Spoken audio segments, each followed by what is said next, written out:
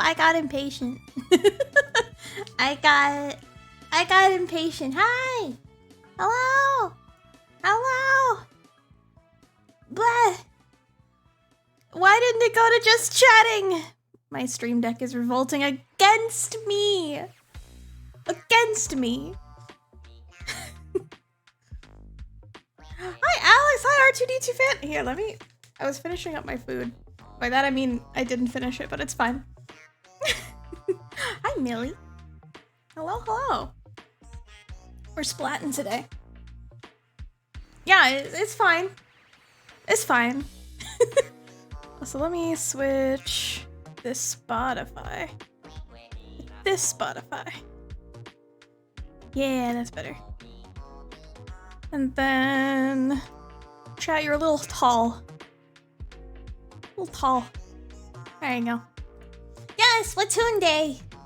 I took a break from playing Splatoon, and I missed it.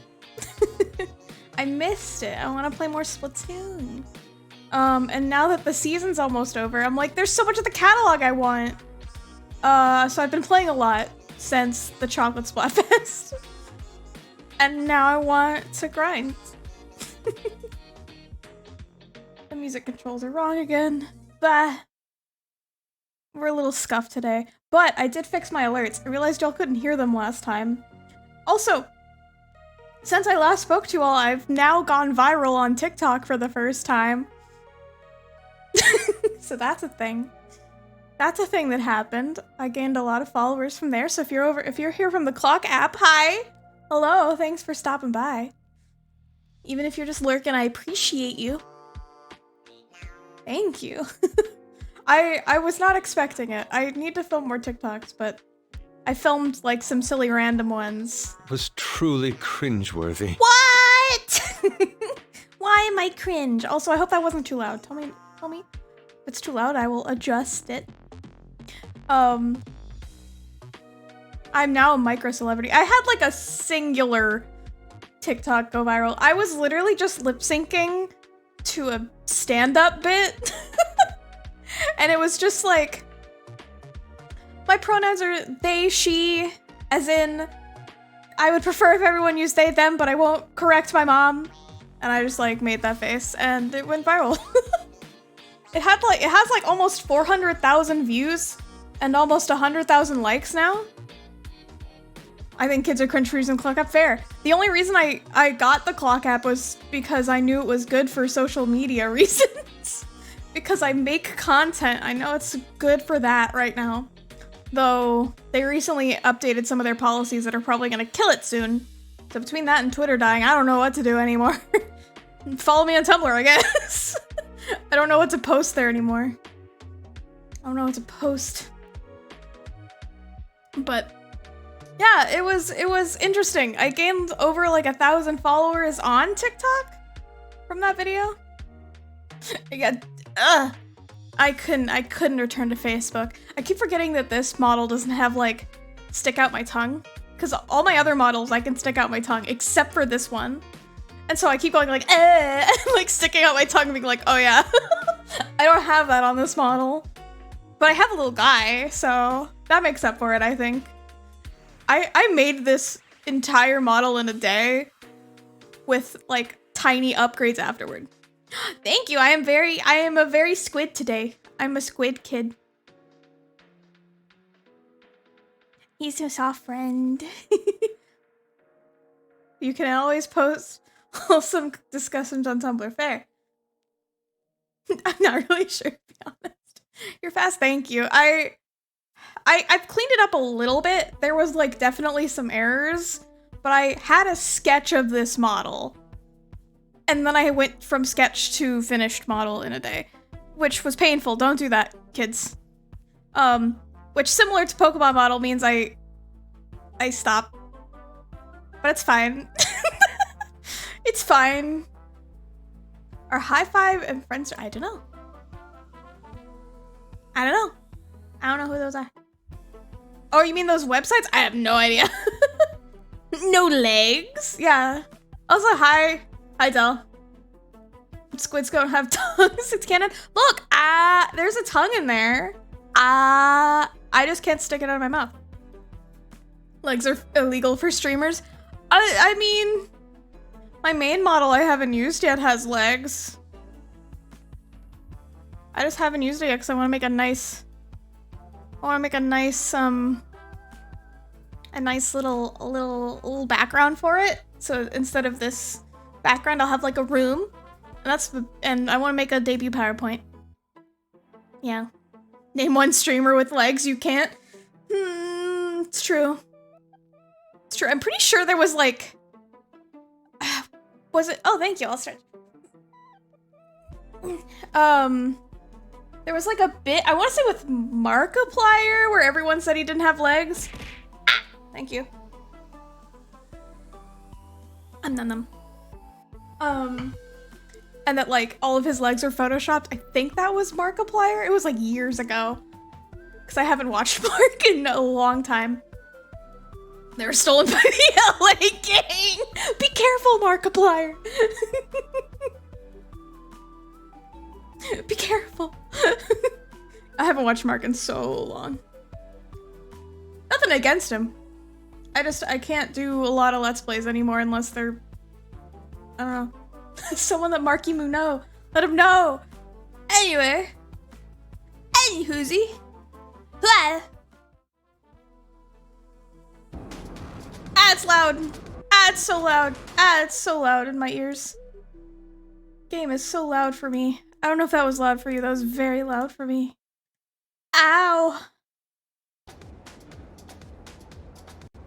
So noisy, Splatoon. You're so loud. Yeah, that was loud. Okay. I'm looking at the levels. That was loud. Still kind of loud. That should be okay. I'm starting to learn what levels to look for. It was also just because my camera was in the music maker, but hello, here's my squid. They're very cool. I played a lot of matches today. I've kind of done a little bit of everything today. I've done some salmon run. I've done some ranked. I've done some turf war. So I'm gonna warm up again. So I took a break to take care of chores. Also, I can hide Spotify. I'm a very I almost hid myself. I was like, I don't need this. Bye. Oh, I'm back. Wow, I was gone for a long time. What year is it? Spotify. There we go. Where'd it go? It's gonna be interesting because I've been playing with like minimal lag, and I have a little bit of lag when I play for stream. Because if I have like a bit of delay for the capture card. It's always interesting. Okay, I don't want to play tower control. No. I am getting a phone call. Someone's calling me. Right now. I'm not picking up. I have something being delivered tomorrow. They're probably calling about the delivery. A bit of a delay, nee? Yeah, you. Lag excuse for when you get wrecked? Yeah, exactly. Is that a bathtub? It is.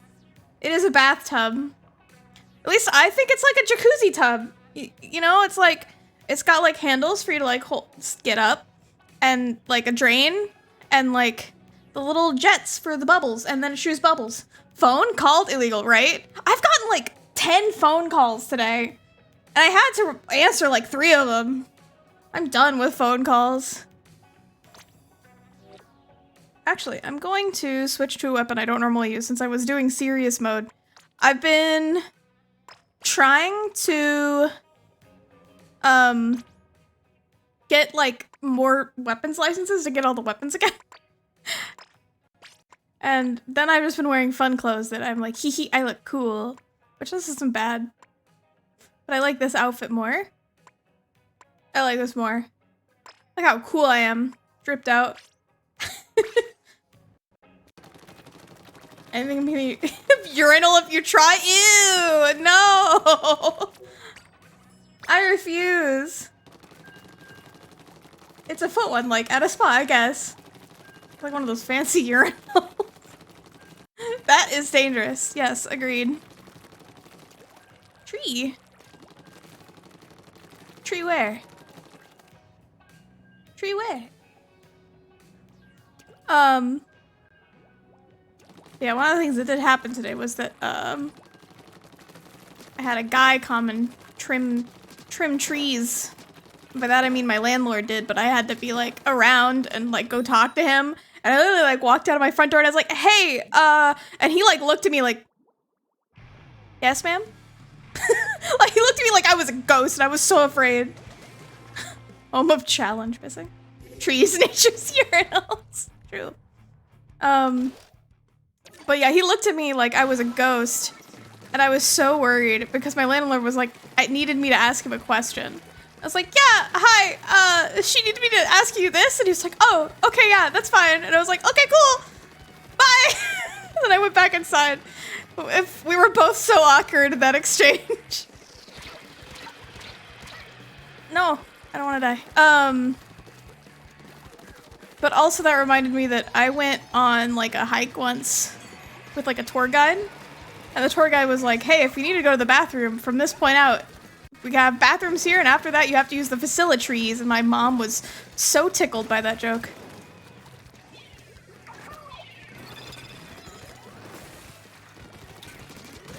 Be gone!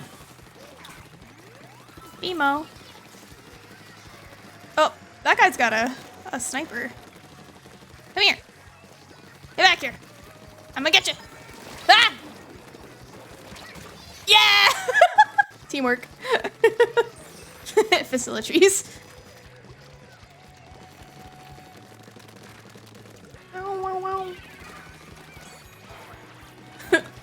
Looked at me like I was a ghost.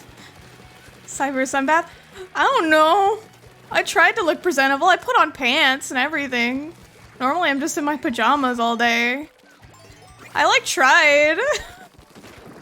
I did take a bath today. Like I'm clean. Oh. I will never go to a tanning salon though. Those things scare me. I don't want to get skin cancer. I also don't tan. I just burn. So like when I was in high school, I was in marching band and like we were out in the sun like all the time, you know, like all day for hours. And my brother got like super dark. Like he tans really well, but like I, in the middle of marching season, was still whiter than my dad. Who like never goes outside. I don't tan, I just burn, it's true. Like literally, I don't know what's wrong with me. Like I can spend hours outside in the sun for like multiple days and multiple weeks and I will not really get darker. Like I get a little bit darker, but like I'm still super pale. Like it's concerning. I don't know why it is, but this is just like a fact about my life. They're gonna respawn soon? I need to get out of here. I'm fault. I always forget about that jump.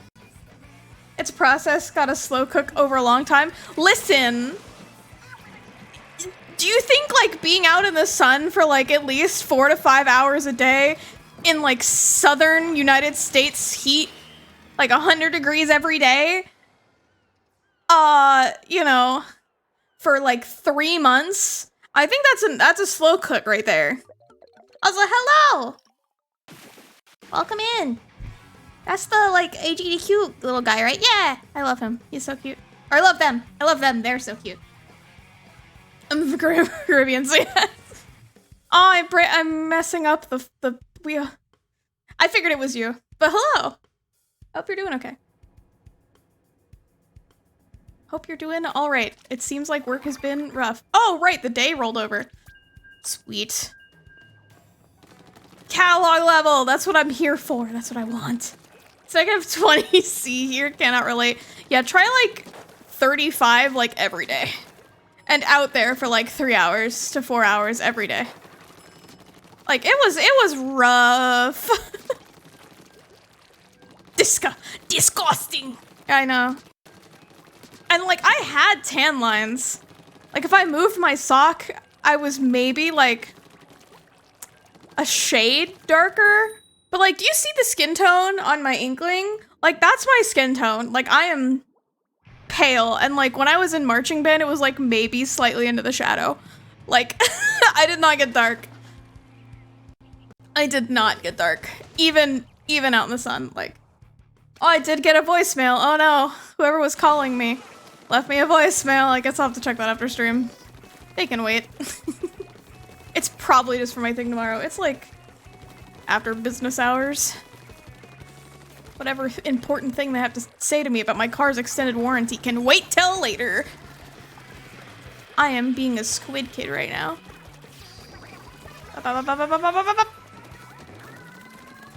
Yeah, part of the reason I have on my main model, which I have updated, the one I use on TikTok that's not any of the ones I stream with, is like an old version of my main model. Okay, stop telling me I have a voicemail. You're making my tracking weird, phone. I'll have to, when I die, I'll have to, hey, wait. There we go. There we go. Now I'm not lagging. My phone was like, hey, you have a voicemail. You have a voicemail. You have a voicemail. I was like, I'm busy. Hi. I'm being a nuisance. Pasty face gang, rise up. Yeah, exactly. But I get that I don't burn from my grandma, so I'm color. You do burn? Or you don't tan, you mean? Because I don't tan, I burn. I do burn. I burn very well. Very easily. Although ironically I didn't burn much in marching band. I don't burn and I don't tan, huh? I would take that. I remember one time I was at the beach and I was building, I had this, like, me and my family had this, like, and by family I mean like extended family. Like my aunts, uncles, grandparents. Every year we would go to like the beach together. And I started this like tradition of making like little sand sculptures. And the term sculpture here is like very loose. It was like, oh, game captures unhappy. I liked to basically like make a 3D drawing. I would like lay it flat. Oh, okay, so I'd lay it flat and then like build up into like kind of like a, it's not like 2.5D, it was like 3D, but it wasn't like a standing sculpture. Like I made one of like Morgana from Persona 5 and it was just like a flat Morgana like protruding out of the ground a little bit instead of like a Morgana standing like a full-on sculpture. But I made one of Edgeworth from Ace Attorney. And I got into like an ADHD hyperfocus mode and just could not stop. And so I was just like building this sand sculpture. I'm a stretch, thank you. For like 4 hours in the sun. And by the time I came inside, I had gotten like not 3rd degree burns, but like 2nd degree burns on my legs. I do. I think I have a total of 5 models right now. I have this one, my doodle one, which is the one that looks like it's made of paper. Oh, thank you. Oh, my thing crashed. Why did you crash? Hello?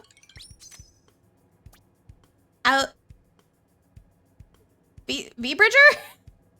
V-Bridger, are you okay? Up. Up. Up. Bop, bop, bop, bop, bop. Bop, bop, bop, bop, bop. There we go. V-Bridger remembered how to be V-Bridger. And thank you for the head pats. But yeah, I got really, really bad. You can't make the squid talk. I'm sorry. I didn't think about that. You can do TTS Classic, but I don't have a model buddy on screen. I'll put Budbot on screen in a second. I can't refund you, but I'll make Budbot stay stuff. But yeah, I had such a bad sunburn that like I couldn't bend my legs because I'd been like squatting over the sand for like 5 hours, and then the tops of my legs and my knees burned, and it was like, you know, my legs were really warm to the touch, and they were like stiff. It was bad. I was basically like sick because I'd gotten such a bad sunburn that my body was like, hey, we're gonna be super freaking tired while we deal with your nonsense. And I was like, okay, thanks. This purple is really dark. It's a very dark Splatoon color. I think this is like a classic color too. From like the original game. I like this team. We booyah. 30 points is nothing. Yeah, I have all my redeems really cheap. Just because I like when people use them. Because I feel like not a lot of people that watch me, but I have quite a few people that watch me that aren't used to Twitch. So I like having cheap redeems and stuff so that people can utilize them and not have to deal with waiting forever. My computer is like mad at me or something. It's angry. Yippee! Yippee! Bye. I also do wanna gain a 6th model. In that someone made a, and by someone, I know that I follow them, but I can't think of their name right now, made a free, like, TBH creature model with the model files that you can, like, add to it, so I want to make one that looks like my Yippee emote. Which also, for friends who aren't subscribed, all my emotes are free. Any of the names of the emotes, they're all available through, ah! Why did you go over there? Oh no. I will fix that in a minute. I tested it with my model big, but I guess it's not connected to my actual model right now or something. Don't know why. It should be. There's like 2 of you over there. We got like a cross section going on. Oh, that's evil. Ah. Ah. Exposing the flaws in Ray's system. Yeah, I know. I took a break from streaming and then like everything I used updated while I was gone, so a lot of stuff is extra scuffed. Not only because I'm rusty, but also because everything is new versions and they broke stuff. I tried to fix most of it, but oh, he was facing me. I thought he was turned away. But a lot of stuff updated and broke. Like, they're improvements, they're good. The UI on the throwing thing is like way improved. I really like it. It just means that now everything's broken. All right, time to break the 4th wall. Ah! Pink! Why is it over there? Why are you not connected? Connect. Ah! Why are you down there? Thank you. I can't see. I can't see what I'm doing. You're throwing them at the squid. And not me.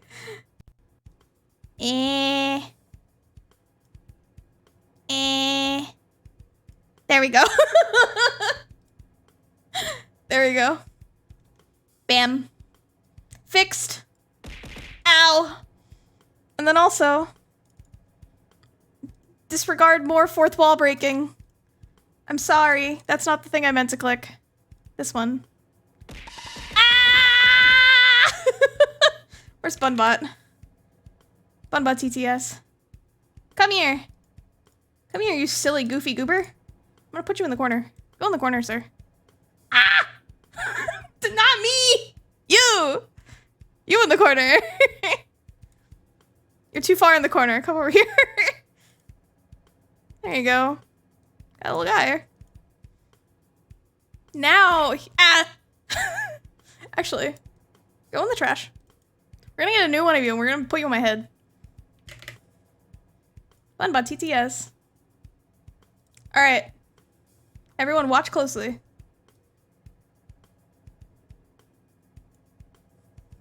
I got a guy. I got a guy in my head. Ah! It's still not running! Hang on. I'm sorry! I'm sorry! I'm a professional streamer. I didn't turn on the program. Okay, now it's working. Here. I will write them manually. Bunbot is so cute. Do not put me in the trash, mother. I'm sorry, Bunbot.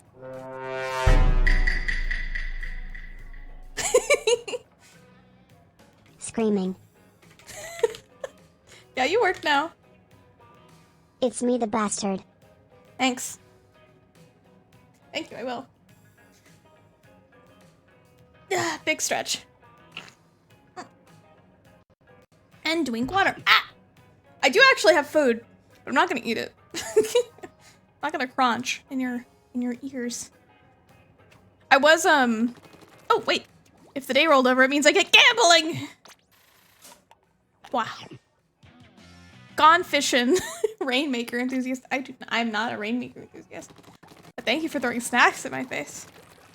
Yeah, now you can make the guy sitting on my head. No! I already had dinner. I'm trying to eat better.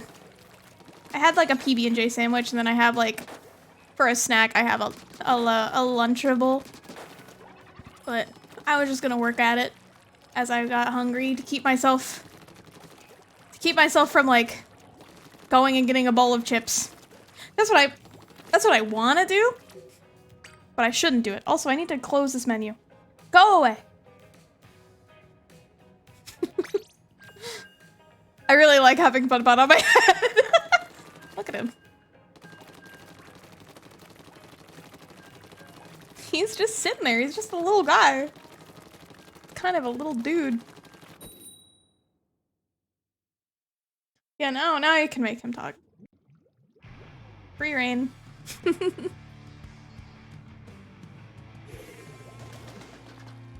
remember to do it last time because I specifically got Sprigatito out. But I forgore this time.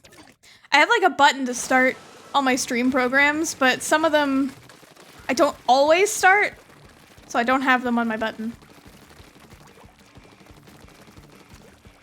Whee!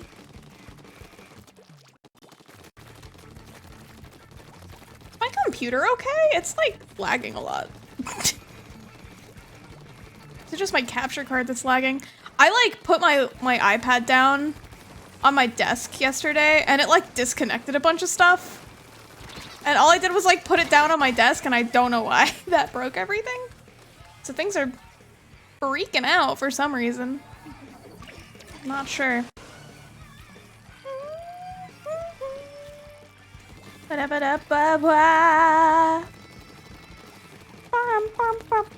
Wow. Also, I can't remember when the new lobbies are being added. Cause I bought the DLC. Because I want to go back to Splatoon 1. Just for the nostalgia of it. Though Krusty Sean not being there is going to make me sad. I'm going to miss my guy. Oh, hi. Can I throw a thing at you? Oh, you got 2 of them! Double trouble. Oh. Ow. I died. Yeah, I do have snack and drinks. I have fruit punch. I actually ordered groceries today and I got really disappointed because like I ordered groceries because I have social issues. And so it's so exhausted to go to the grocery store and also I had work today. But I was like in dire need of groceries. And I got rolled over. And so I ordered some groceries and I was trying to look up like good fruits for people with ADHD because I'm not diagnosed, but I'm fairly confident that it is a thing in my brain chemistry. And so I wanted to try and find a fruit that doesn't like immediately go bad because every time I'm like, I really want to get fruits, I buy them, and then within like a day, they're all moldy and gross. And I'm like, I want a good fruit that I'll like and that I can eat to eat better, because I'm trying to eat better. And so I bought some pears. My headset died. Oh, my headset died. That might have been what all the sound lagging was. My headset was dying.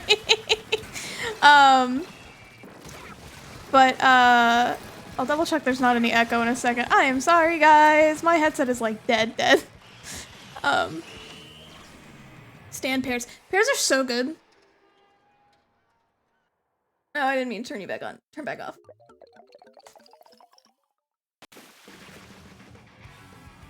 Okay, it doesn't seem like my mic's picking it up.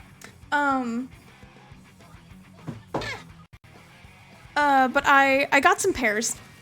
And because I didn't go to the store myself, obviously I love fruit smoothies. But I can't get myself to use the blender because I don't want to clean it. Because my brain just says, no, it'll be too much effort to clean. So I bought some pears. And when I was unpacking the groceries that I had delivered, one of the pears was like straight up like so banged up that there was like juice in the little bag that the pears were in. And I was so sad about it because I love pears so much and I never eat them because I just never buy them. And I was like, you know what? I'm gonna get some pears. It's gonna be great. And then they were bad. One of them is like okay, but it's still like very banged up. And I was like, no, my pears. Rip pear. But no, frozen fruit smoothies is really a good suggestion. I should do that. I just don't want to clean the blender. is the real solution. It's the real problem. But putting strawberries in a glass jar is a good suggestion. I love strawberries. But I feel like even when I get like a fresh box of strawberries from the store, they're like already moldy. For some reason. Because they keep them for so long before putting them on the floor. And I'm like, please, please, I just want my strawberries. Blah. Nah. There we go. Hey you, Bop. That should give my team more ability to push in.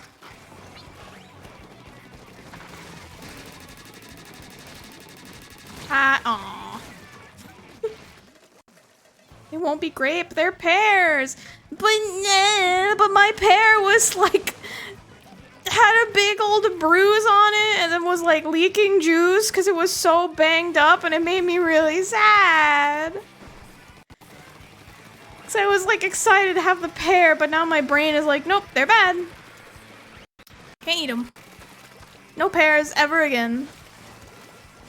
Drink it? No! I already threw the pear away. I can't, I don't own the place I'm living. Can't just plant a thing. Also, I'm bad at taking care of plants. Because I'm also bad at taking care of myself. It's the same issue. So unless I was like putting it outside and letting nature take care of it, it's not happening. Be an indoor plant. No. It'll die. Still good, just squish. I actually like mildly squishy pears, but like this pear was not, it was like way past squishy. It was like dying. I threw it away because I was very scared. I needed to get it away from the pear that was like decent so that I could still eat that pear before it got like covered in mold from all of the water in the bag or like pear juice in the bag. Yeah, I'm trying to be better about it. I'm trying to take steps in that direction, but it's just been like so crazy in my life that it's finally settling down. So I'm like trying to take those steps more actively now that I have a bit more of like the mental space to attribute to like figuring out how to take care of myself. I don't know how to take care of myself like at all. I've been debating asking friends like, how do I start exercising? Because I want to exercise, but like I don't know how to convince my brain that it's a worthwhile like use of time, even though I know it is. Me and my brain are not on the same team. I hate it. I hate it so much. I saw some TikToks about like using trampolining as like a good source of cardio. I'm playing really bad this game. I do own Ring Fit. And I haven't started it, and I want to. That's one of the things I want to start doing. And I also wanted to try trampolining. Because I heard it was like a great way to do cardio, and cardio is one of the things I need really bad. Like I really need to get some cardio in because like my resting heart rate is like not healthy. It is like not good, and it doesn't help that like I have anxiety, so it's often like higher than normal. But no, I can't steal that. Also, I'm afraid. Perfect. But yeah, like, my resting heart rate is, like, not good. It is not healthy. And I need to improve it. So bad. I've had lots of nights where I'm, like, trying to go to sleep and my resting heart rate has been, like, above what some people's active heart rate is, and it makes me very upset. Granted, the people whose active heart rate is, you know, around that are, like, extremely healthy people, but still. My blood pressure has also gone up, so it's just like, I need to I need to do something about it. I'm not doing good. Planning on restarting my Ring Fit because I fell off, but if I had a buddy, I might be able to do it. I might be down. There's like a part of my brain that says like I'm too unhealthy for it right now. Like to start it. I'm like, eh. It's really been a fight with my mental health. Oh, to get Ring Fit going, as well as like any exercise. You can choose a series you only watch when you work out. I've heard that advice, and it's really, really good advice, and I might try that. I just don't have a workout to do yet, so, but that's really good advice, and that might be a thing I need to try. Also, welcome in. Nice to see you. It starts off pretty slow, that's good to know. I'm really bad with this specific brush. As in the normal brush and not the octo brush. I can use the octo brush, okay, but I'm making a curly straw. Modern art. Okay, I'm gonna check my task manager while I'm in between. Oh. Yeah, my CPU is at like 100. Yeah, that's not good. Oh, okay. We're gonna close some tabs. We're gonna close all the tabs, but the one I'm using to look at chat. Yeah, okay, that's bad. Why are there 2 V-bridgers running? Oh, it's just... Why is there 14 chrome... What is going on? It's just jogging and then add squats and you set the difficulty. That might be good. When you won't ever start it, it requires a minimum first. I know it's not always as easy as knowing this sort of thing though, especially when the brain fights you. Yeah, it's like... It's sort of more of an issue of my brain fighting me, and I know that that's an issue, but I don't know what to do about that issue. So I've been trying to think of like a way to trick my brain. And so like one of the things that I wanted to try was that I saw like people on TikTok talking about trampolining as like a good way to do cardio. And I was like, oh, that sounds really fun. Like getting a little mini trampoline for my living room and like trampolining while I watch YouTube videos. Like that would be a great start. Like it wouldn't be an entire workout necessarily, but it would get me started exercising more often. But my brain, after like a little bit of trying to look into it, was like, hey, what if you stepped on it wrong and broke your ankle and then face planted onto your floor and then died? And I was like, okay, never mind, no trampolining then. And so it's just been a thing, and I've been trying to brainstorm about it. But this week I've been brainstorming about D&D, so that took a back seat. Because I am DMing on Friday for the first time in a while, and it's a one-shot, but I still want it to be good. And I'm nervous, because I'm not a very experienced DM. Whee! Yeah, totally, it's hard and tricky, yeah. It's just like, my brain soup is, I think, I am not diagnosed officially of any of these things, but I know there's something wrong up there. I think is autism and anxiety, or autism, anxiety, and ADHD. So, like, trying to get all 3 of those to play nice and let me take care of myself is, like, trying to wrangle cats. Tell us about your one-shot. Yeah, tell me about the maps. So, Dell is one of the people, Straw Hats and Delibirds is one of the people in the one-shot, so I can't say too much about it without spoiling it for her, but I'm running a heist. And it's sort of like an eat the rich kinda heist. Where like kind of all the players really just wanted to play like silly goofy little guys.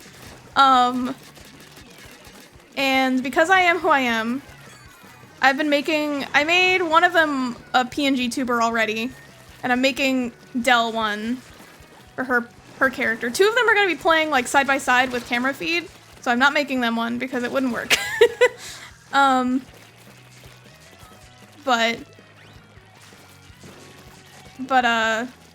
that's been fun. I'm gonna make them all tokens and make like custom art for NPCs and stuff because I have a problem.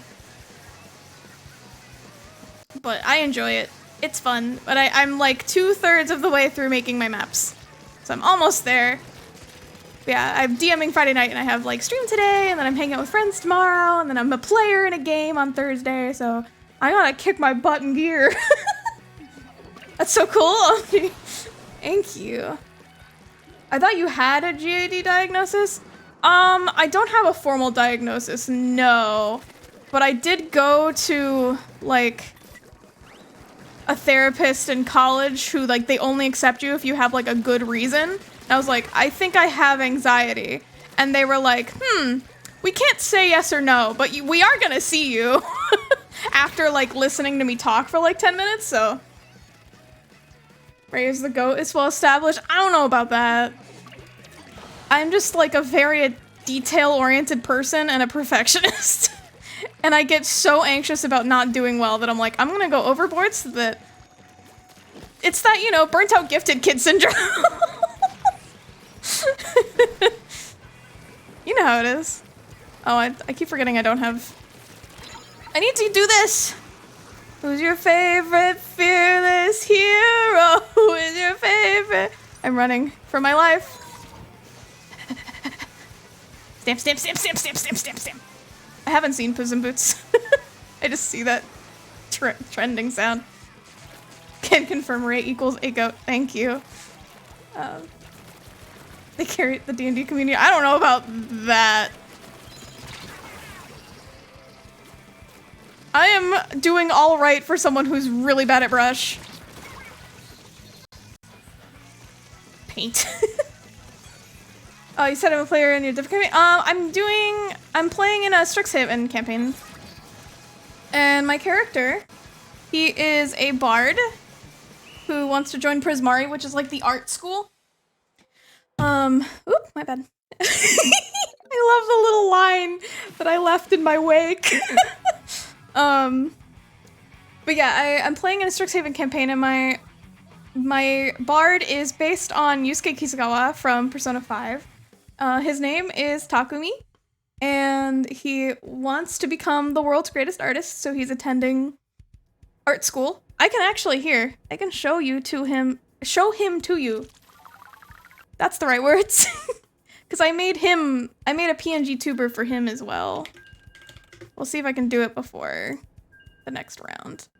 But I have a folder for all of them. I have so many D&D PNG tubers. It's kind of a problem. It's kind of a problem. But where's the animation I did? Where is it? There we go. I animated this in Live 2D. Here he is. He's kind of large. This is my guy. This is my guy. I'm wiggling him. Excellent music bard based on what? He's based on Yusuke Kitagawa from Persona 5, who's like a starving artist boy. But let me hide him so I can play Splatoon. Come back in a minute, Takumi. We'll talk to you about you more in a second. But yeah, he's gonna be a creation bard when he reaches level 5, but we're level 2 right now.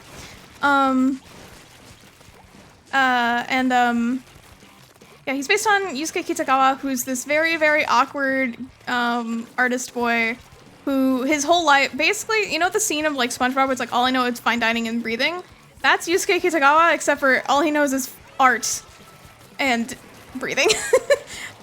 He spends all his money on food, or no, he spends all his money on paint and has no money for food.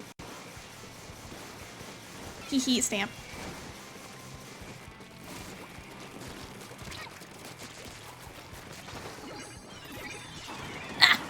Okay.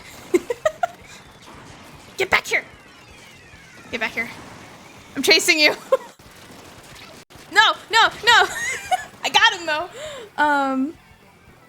Yeah, he's based on that character, so he's very awkward. He's very very focused on art. I want to say that like in the first session, he's spent probably half of their like orientation day staring at paintings and sculptures in the entry hall, as opposed to like meeting the other students. One of the other students like tried to come and say hi to him, and they're like, yeah, so do you want to like partner for the scavenger hunt we're doing? And he was like, sorry, did you say something? And that character is very awkward and nervous, and so he got scared because Takumi didn't hear him because he was so focused on analyzing stuff. I do think he'll get to join Prismari. I'm hoping so, at least. I think we're still in our first semester. We're definitely still in our first year. We're like not super far. But it's been fun. He's ironically kind of our DPS right now, which is really funny because he has a katana, which is just a flavored rapier. It's literally just a rapier that I wrote. The name was katana because I'm the way I am. He has very high dex and very high charisma, so he's a very good bard, but also a good painter.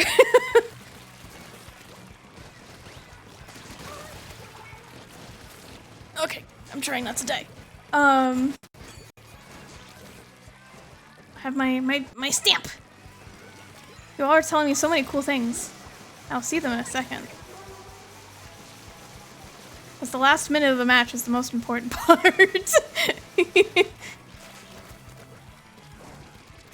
I think we can... Oh, they had a disconnect. Okay, I feel bad now. I hope he'll get to join Prismari. He's been doing very well in all of his classes, and he's been doing well in combat, so he's doing a good job. But he's a shifter, so he also has a little fox form, which is very cute. He's used it once.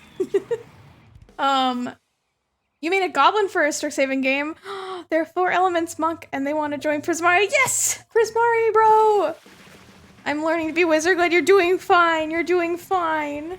More into the performance arts. Yeah, I definitely wanted Takumi to be like a fan of all kinds of art.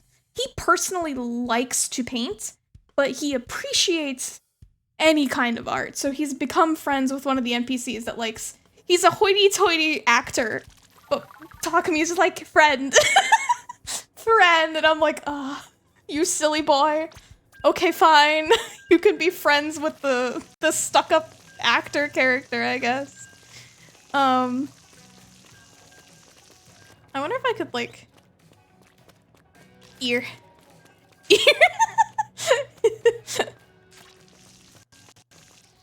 I'm trying to draw me. It's not working.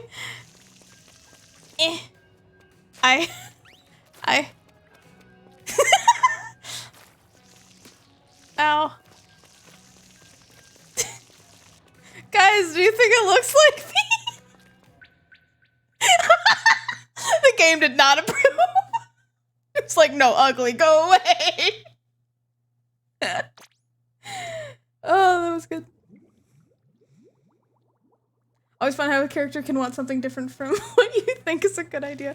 Yeah, it's funny because I think the NPC's name is Quintilius, but everyone always forgets his name, so we've started calling him Quentin Tarantino. Or just Quint, because we can't remember his full name, because it's like Quintilius something something the third, or whatever. But yeah, sort of Takumi's backstory is that his parents loved him very much. His dad taught him the way of swordplay, and his mom loved to paint, so he got his katana skills from his dad and his love of painting from his mom. And his family, his dad's side at least, has like this kind of in like a turning red situation. They have a fox spirit passed down through their family, that when you come of age, you gain the ability to like transform into a little fox for a little bit, which is the shifter race mechanically. But then when he was little, probably around like 10 or so, what he assumes to be a burglar, I don't know if they're actually a burglar or not, broke into his house, and his dad fell trying to protect his mom, and his mom fell after. So he kind of lived on the streets after that, kind of picking pockets to get by and buy his art supplies and stuff to learn. And then he lived at an orphanage where he became very close to his roomie there. They were like siblings, and he cared very much for him, who was always very supportive of his art and believed in him, and his roommate's belief in him is why he's like, yeah, I can be the best artist in the world. So despite his, sad backstory, he cares so much about the people in his life, but he's very bad at expressing that. He's very bad at expressing his emotions. So he'll just like, he's very awkward in that way. But I love him. He's very fun to play. I think one of my favorite moments that other people didn't notice was that someone was like, how do you just spell magic? And he was like, M-A-G-A-C? Or M-A-G-I-C? And they just stared at him and they're like, what? And I was like, M-A-G-I-C. He's a joke. And they didn't get it. I was like, ah! But he's just kind of like silly goofy. Doesn't always understand what's going on, but you know, happens to the best of us. He doesn't appreciate Torben's art of pickling. No, he does not. I'm sorry, Torben. Torben is his current roommate and Dell's character.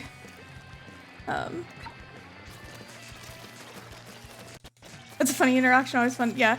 I read that before. Running away. Goodbye.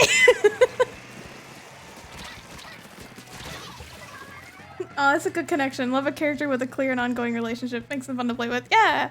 I like him a lot. He's been really fun, and he's been surprisingly easy for me to play because he's just very blunt. And so I can just like say things relating to how they're happening. And it's great. He's also maybe getting a gambling addiction because he keeps winning mini games by rolling well. And his stats are really good. Like I rolled really well on his stats. So he's maybe addicted to gambling now. They always say, let him cook until he commits manslaughter, yeah. A quote of me describing Hitman.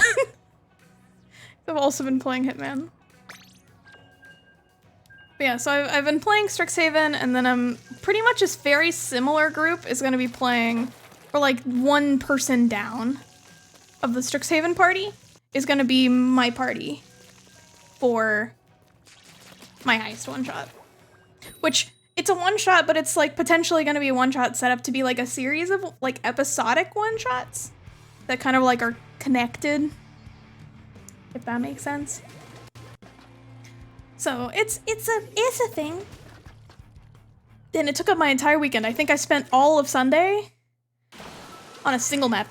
I spent Saturday cleaning and doing chores, but I spent all of Sunday on a single map for the heist. Stan Moss. Moss is very good. I love them. And everyone sent me really good backstories. And I'm excited. I just hope they have fun. Like, that's all I really care about, is I just want the players to have fun. Whether things go the way that I expect them to or not, who cares? As long as they have fun, that's all that matters. But I think it's interesting because I think a lot of them think of D&D differently than I do. And that might be because of my, like, game dev background. I don't know. But I definitely am the kind to, like, prepare a lot of very specific content, knowing that it's a thing that they have to interact with unless they, like, if they go at the plot at all. Because, like, I've planned, like, different ways for each thing to be, like, a specific way. And I'm doing sort of, like, weird heist mechanics. I don't think they're standard heist mechanics. Sort of inspired by Persona 5, where there's kind of, like, a security meter where you can get seen and it not, like, immediately end in combat. Because I think that that's a little bit too punishing and it's just not fun. It just makes it, like, a slog to play through. And it being a one-shot, I want to make sure we can finish it. So I don't want it to be a slog. Run. Ow! So I just hope they have fun. And I've been telling them that individually, and they're like, I'm sure we'll have fun. And I'm like, I don't know, I'm nervous. Like, I don't think anything I'm preparing is bad. Like, I'm actually pretty happy of what I've prepared so far. I just get nervous. I'm hypercritical of myself. Who is your favorite fearless? Ow. That makes sense and is smart. Yeah, I try to spend a lot of time on, like, a small core content and then leave room for them to, like, be goofy. And plan, like, we're gonna have, like, 5 hours for the one-shot. And I'm planning, like, maybe 3 hours of content, expecting it to take longer than I anticipate. As well as give room for, like, goofy interactions and people being late and all that jazz. God dang. Sometimes you get nervous on airplanes. Yeah, exactly.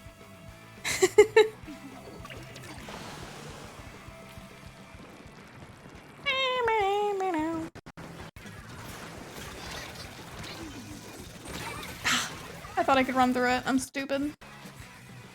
We did not do well that time, and my hand's tired from freaking paintbrush already.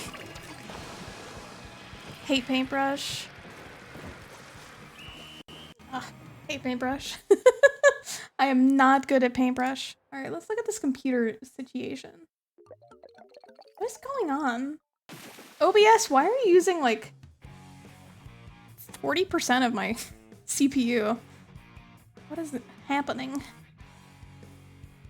My memory's fine. It's literally CPU. And I haven't updated OBS in a bit. Like, this is just random and weird. And also, Chrome has like 12 things and I have a single tab open. I'm gonna close Chrome for a second. So chat, yell into the abyss for a second. Goodbye. Goodbye, chat. Goodbye. Be good. I'll miss you. I'll miss you. Goodbye, chat. Rip chat. Screaming. Ah! I could hear that. I could hear that. Yeah, if you wanna yell at me, use Bumba. No, do not restore pages. Oh, I saw that. That's a very good use of that emote. Yeah, my whole computer is lagging right now. So weird. At least I haven't dropped any frames. That's good at least. No, restarting Chrome did not fix it. Now there's 20 Chrome processes. Why? Okay, you know what? I'm gonna do something scandalous. This might lag. OBS. Goodbye, chat. You're back to the abyss again. I can't see you. Goodbye. Goodbye. No, Firefox is not any better. Firefox is arguably worse. Firefox is taking up more than OBS. Nope, nope, nope, nope, nope. Go away. Go away. Go away. Go away, go away, go away, go away. Alright, we're just gonna go back to Chrome. Chrome does that frequently. It really does. I'm using the on-screen chat. I said on-screen, but don't worry about it. Okay. We're going back to Chrome, and we're just gonna hope that my computer doesn't die. Yeah, I don't know what's going on. It's my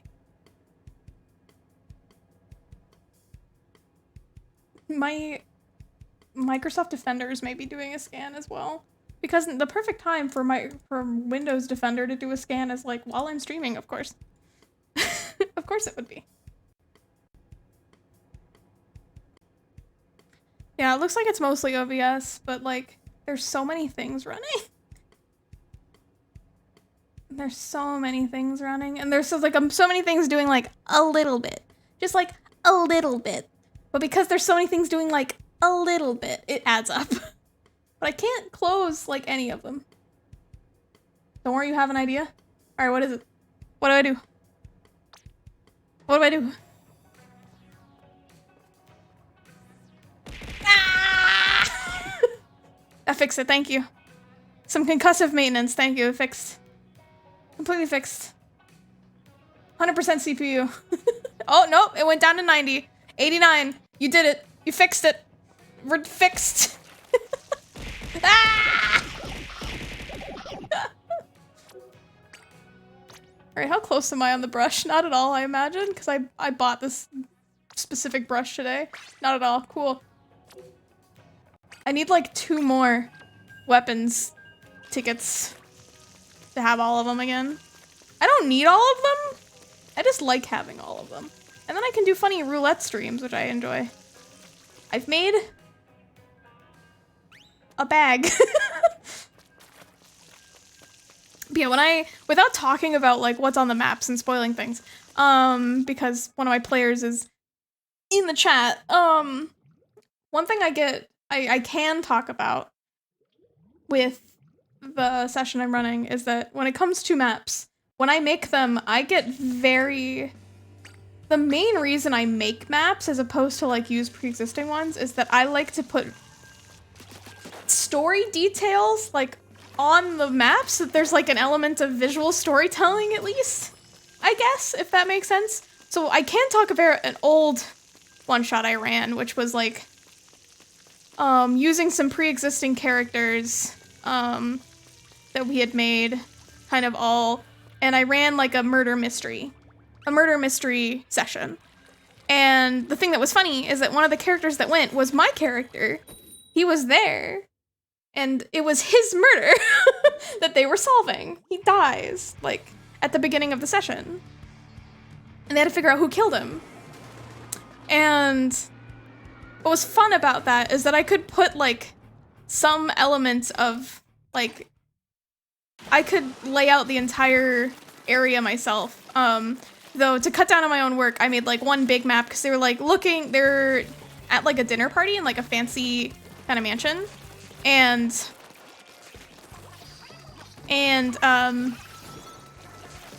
one thing that I did was that because I knew I couldn't prepare for, like, every possible room that they would want to enter, I did a bunch of, like, generic photos of rooms that I then, like, put through, like, a painter filter in my art program. So they just look like paintings of places from, like, stock image photos of rooms. And then I had a bunch of rooms that I could say, here, you're in this room now. And just show them photos. And I was like, great. Theater of the mind, the rest. And then it wasn't obvious when I didn't have a map. It was great. It was great.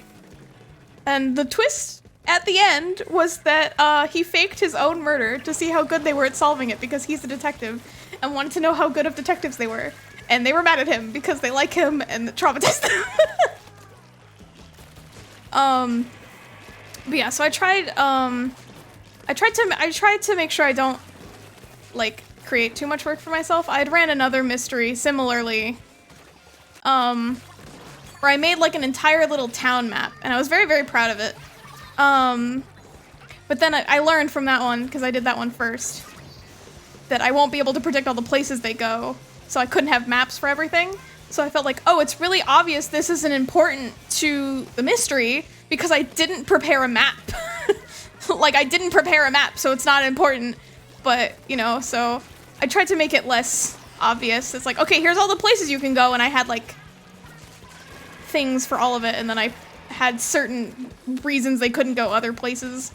And I just tried to do my best to make sure that the only places they could go were places that I at least had some of those, like, painting rooms. So that it was a lot harder to figure it out based on things I didn't have prepped. Which I know is, like, metagaming, but I like to make sure it's harder to, like, it is actually a puzzle. I don't know. Maybe it's just me. Maybe I'm a silly little guy. I don't know. I know I'm a silly little guy, but...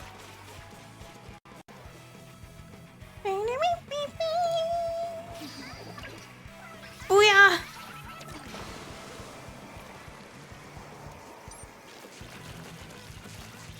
Also, I noticed that Twitch updated its tagging system, and now they aren't just freeform tags, they're like specific tags, but also there's still like a million different variations on specific tags, and so I don't know what's going on, and I didn't know how to tag certain things, so if I have tags missing, it's because I didn't know what to pick from the existing tags.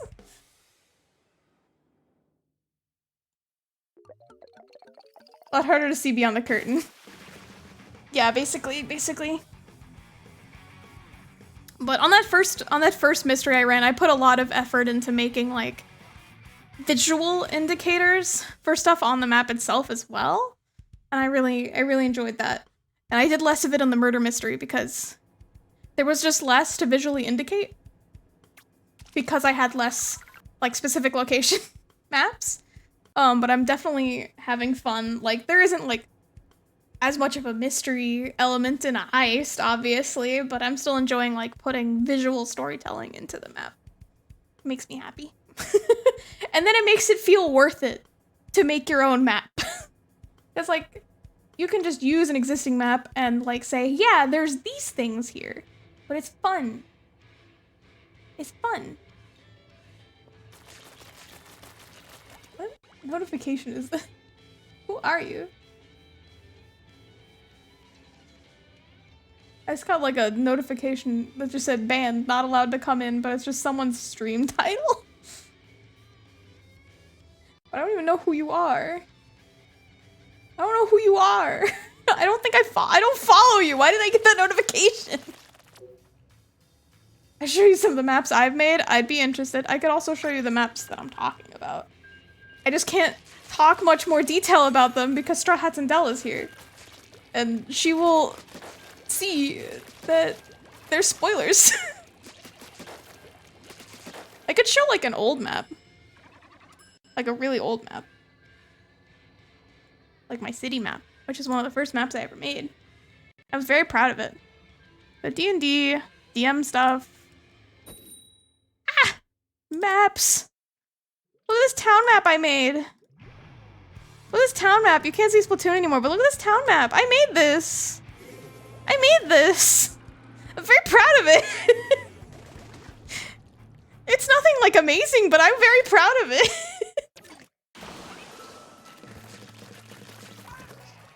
I use Incarnate, by the way. I don't like hand paint anything, but I've learned how to use it very well. Incarnate, I think, is how you say it properly. I always say incarnate, but it's like spelled like incarnate. Stamp on stamp violence. Looks like an RTS map. Yeah, that's kind of what I was going for. I was really happy with it because it was for like it was for a more theater of the mind section, and then they could pick areas to go inside of, and I had maps for certain important areas and then didn't for others that I didn't expect them to go into. But that's when I learned. I use Dungeon Painter Studio. Nice. Incarnate is what I get for the life. It's so hard to use. I learned how to use it, and now I like it, but it's painful to use. You know, like, I like what it gives me. I like the end product, but I do not like the experience. I do not enjoy the experience. But, I mean, I do enjoy whenever I make a map, people being like, wow, where'd you get this map from? It's like, I made it. And they're like, what? I do enjoy that part, because I've gotten good at it. I remember I was trying to find like, this isn't a spoiler. On the map I was making, I was trying to find like a metal table, and like it doesn't exist. You cannot use, there's no metal table. But there was like a wooden table that was like shiny, so I like turned the saturation down on it so that it could be a metal table. So I turned the saturation all the way down so it was like black. And then I turned the brightness up so it became like a gray. And it looked like a silver table, like a table made of metal. And I was like, yes, metal table. I say my playership on Discord. I will look in a second. But I'm excited to see. But yeah, I get very into trying to make the maps look, I think the best description is I try to make my maps look lived in. So like whatever story of the person like that's existing in this space, I try to make it look like they have existed in this space. Now that's thinking with portals. So I try really hard for that. Because it's just really important to me, I don't know. Like even if it doesn't have anything to do with revealing like mysteries for like an investigation type quest or one shot. I like to make the map look like the person that lived there. So like one of my characters was an alchemist, so I always liked putting potion bottles everywhere that he was involved. So you'd be like, oh, he was here because there's like potion bottles. Or there's smashed glass because he was using his potions. Stuff like that. I don't know. I like it. It's little detail stuff. I don't know if we won that. We did! Okay, so I'm looking at this. These are so cool! Oh, I love the ships. Also, this mansion looks very, very similar to a mansion that I made. Hang on. Hang on, I actually have it. I still have this, I think. This mansion you showed me. This is like just the foyer of the mansion, but this was a mansion I made. And I started making the big version of this mansion, which I don't have that one easily accessible. But this was one I made. I also have, I mentioned the murder mystery at like a fancy dinner. This was that map. And they could play little gambling mini games. Mansion took me 3 days and it lagged the program. RIP. But like, here's an example of me like getting overboard, and I wanted to make a place where they could also play like little gambling mini games. So I put little tables on the map where they could play those gambling mini games. So like if I go up here, yep, you can see there's these 3 tables up here. Those were where they could play like blackjack and roulette basically. And then there was like a rock, paper, scissors down here. And then I found rules to play pool. It's like a series of dexterity checks. And so I made a pool table. That was hard. The clan fort is 55 by 74. Oof. Oof. That's insane. A lot of mine aren't necessarily to scale in the map program, and I just shrink things a whole bunch. But I make them to scale in the, like, virtual tabletop that I use. Which actually my friend made, and I like it a lot. Yeah, I made this... My favorite thing about this pool table is the pool sticks are, like, wooden walls that I colored. So that there was, like, a brown one and a white one and a black one to make it look like a pool cue. And the pockets and the balls are all just colored rugs. They're all just teeny tiny rugs. I was very proud of it. It looks kind of crunchy, but like it looks like a pool table.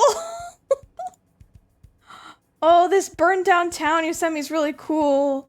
I won't show it because you say it's like a to be shown, but it's really cool. But yeah, this map took me like 2 days. 2 days to do. It was pain. My players aren't here, don't worry. That's fair. But yeah, this map took me like 2 days, and then if you went like up here, there was like a specific rooms you could go to that were the ones I used the like painting thing for. I'm behind this. But I used like the painting thing if you went like at the end of these hallways. Hi. Peekaboo. Ooh. Ah. Also, yeah, I'll go ahead and show. I really like this map. I'm gonna have to save it really fast. Save image. Also, mine don't have a grid built in because it's part of the... It's a lot easier for our digital tabletop if I don't build in the grid, but I'm gonna switch this image to the one you just sent me. This is really cool. Look at this! Look at how cool this is! This has so much, like, atmosphere. I love this. I love this so much. Like, seriously. It's so cool. I just love, like, it feels so somber. Like, so good. So well done. That's one thing that I really want to get better at in my maps. Is I want them to have an atmosphere. And my maps do not, I feel like, currently have a very good atmosphere. They have a good decoration, but not necessarily good atmosphere. This is awesome. I love this. That is so good. You did such a good job. I will hide it now. But I love that. That is so good. That's my issue with Incarnate. Atmosphere is hard. Yeah. That's what I've been having an issue with. It's like really hard to do good atmosphere in Incarnate. You have to do, like, you can do it, but it's so much effort. But, like, it takes so much extra time. Dungeon Fighter Studio works a lot like Photoshop, where you have layers and groups. That's nice. I know that technically Incarnate has layers, and you can group things, but, like, it's awkward to use. It's, like, it doesn't work how you would intuitively think it would work. Which makes it so much more painful. Painful. Let me take a drink. My tracking's gonna make it mess up while I take a drink.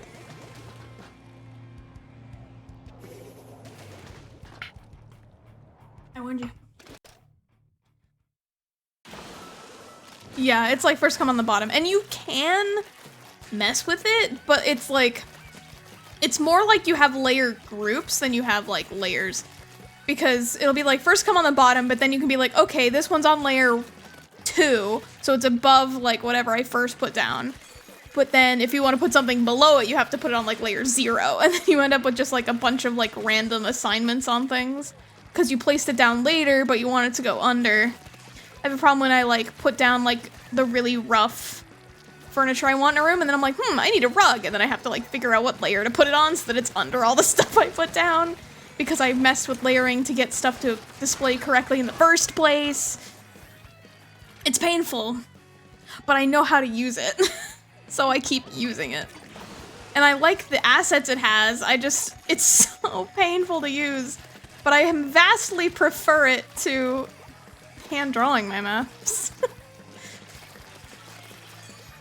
But like sometimes I also get frustrated, like, man, I wish it had like this. And there's like no way, I wish I could like upload my own assets, but because I think they also incorporate like sharing into it, it's like, oh, you can also upload your map, that if you uploaded your own custom asset, that wouldn't work anymore. But it's like, please.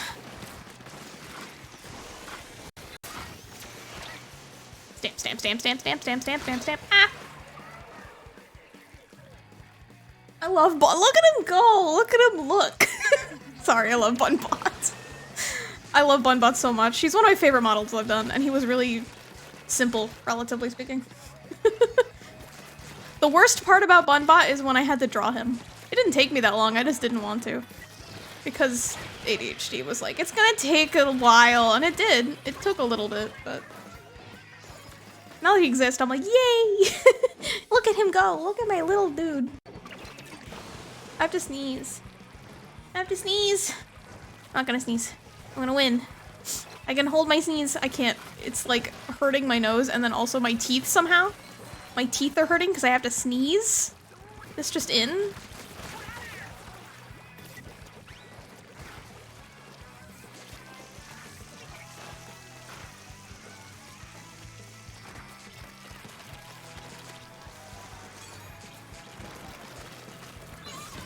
Stamp, stamp, stamp, stamp, stamp, stamp. I'm coming. I'm coming for you. That was successful. I barely ever use the stamp. I like the stamp though. Teeth snort, yeah. Ah. Well, the sneeze is gone, but now my jaw feels weird. The joys of being a human being. Where your body just goes, hi, I'm gonna just like, for a second if that's okay. And I'm like, okay, I guess. I'm gonna drink again.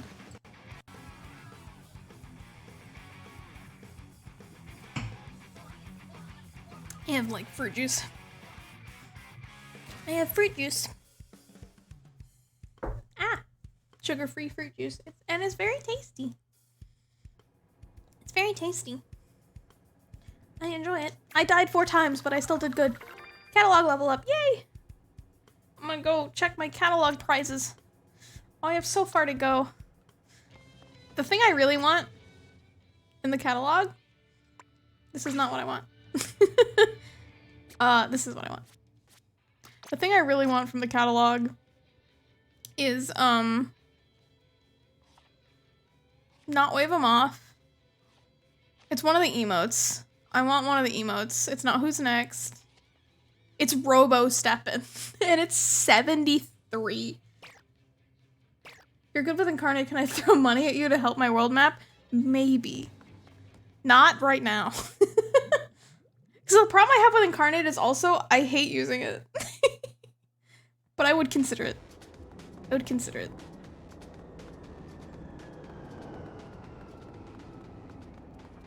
I'm also walking. Oh, hi, Spamton. Ah, Splatoon.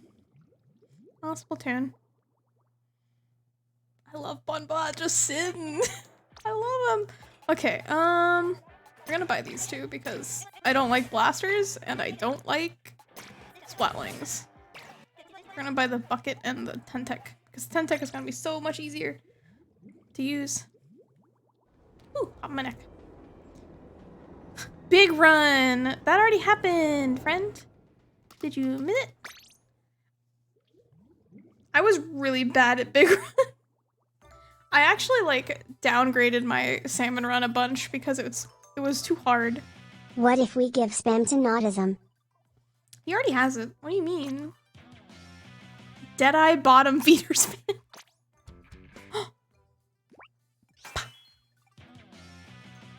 Bucket.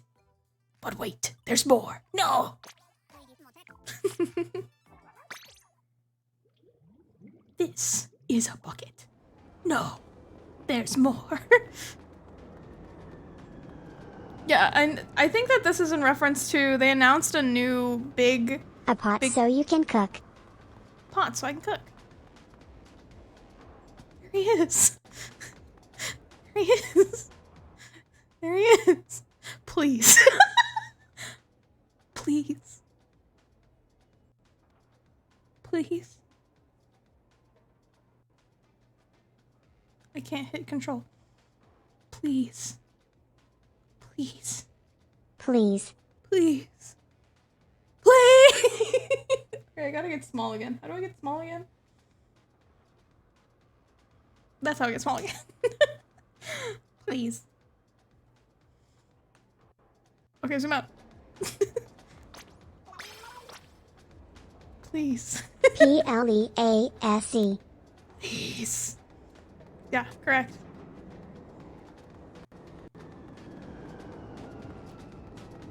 Let's do a little bit of salmon run. I'm in the salmon run mood. I actually really like the load up right now. We love a broken ad, man. We really do. We stan. Spam stan. Malware has a heart too. It really does. I forgot that I'm not on my. I literally haven't ever streamed. Around town took everything in the divorce. He did. I literally haven't ever streamed with my main model, but my main model has error eyes. So it's gonna be like, ah, yes, see? Malware has feelings too, just like me. Stab the spam. Eat the spam. Nom nom nom nom nom. Isn't spam like ham? Like loaf ham? Ham loaf? Like it's not meatloaf, because that's a whole separate like meal, but it's like a loaf of ham? I've never eaten spam. I've never ever had it. Be the spam. Be the spam. Be the spam. Be the spam. Okay, I have to get small again. I can't see. Ah! It's spiced ham in the loosest sense. Gotcha.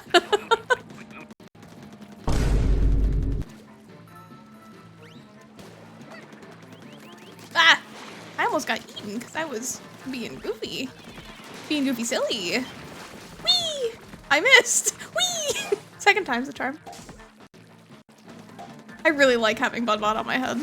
This is an entirely new level of serotonin.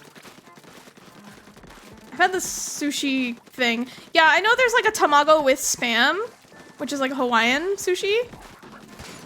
And it has like a name, but it's basically, it's like tamago sushi with spam as well. Or it's like spam like around Detroit sushi. become hat. Detroit become hat. Isn't it all our destinies to become hat? We should have listened to Swablu. Swablu just wanted to be a little hat and unbothered, living the best life, being tall. I'm not tall, but if I was a hat, I'd be tall then. Also, you don't need legs if you're a hat. But yeah, I lowered my difficulty a whole bunch on Salmon Run, which has both been a positive and negative experience. Because on the plus side, it's and thriving in my own lane. I fell down.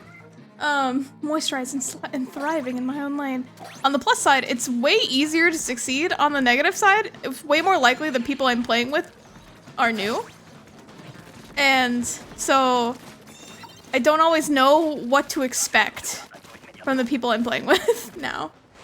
I eat my lotion. I don't think that's healthy. I'm sorry. Pimpton tastes like carbonated water? You know what? You're probably correct. I eat my lotion. It tastes like lotion. I consume the lotion. It tastes like moisturization. Ugh, not fly fish. Eh. Oh yeah. Ah! Okay. Survive the fly fish. Also on the bubbler. I didn't even notice that I'm Bob Blobber. But I love Blob Blobber on anything but the salmon run. Okay. Throw, and then grab this one, and go. Spamton is an angel sent from the heavens to deliver to you directly 1 calorie. Thank you. I'm cutting back on those, but thank you. I can handle one more. It's a gift. I missed. I missed! No! Okay. My organs feel moisturized. Tastes like poison. Moisturizing poison.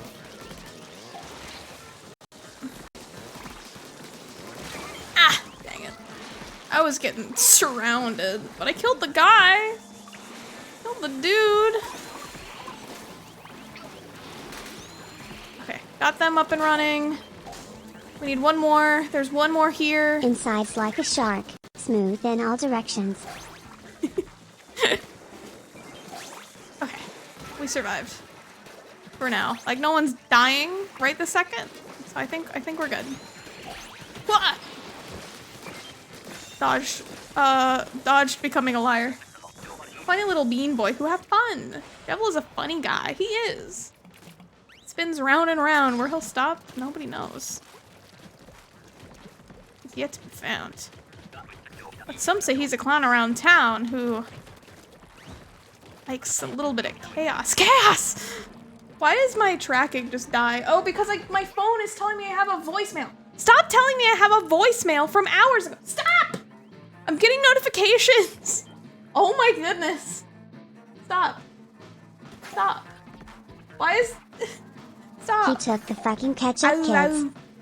Okay, I think we're okay.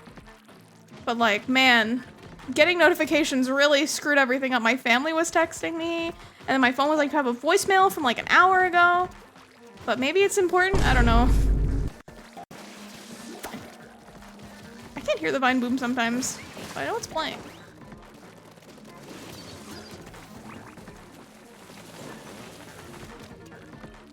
I got this.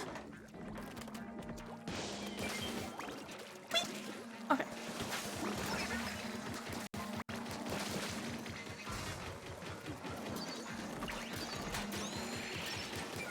Okay. We just gotta deposit these and then we should be good. Oh, rain's not good for me right now. Okay.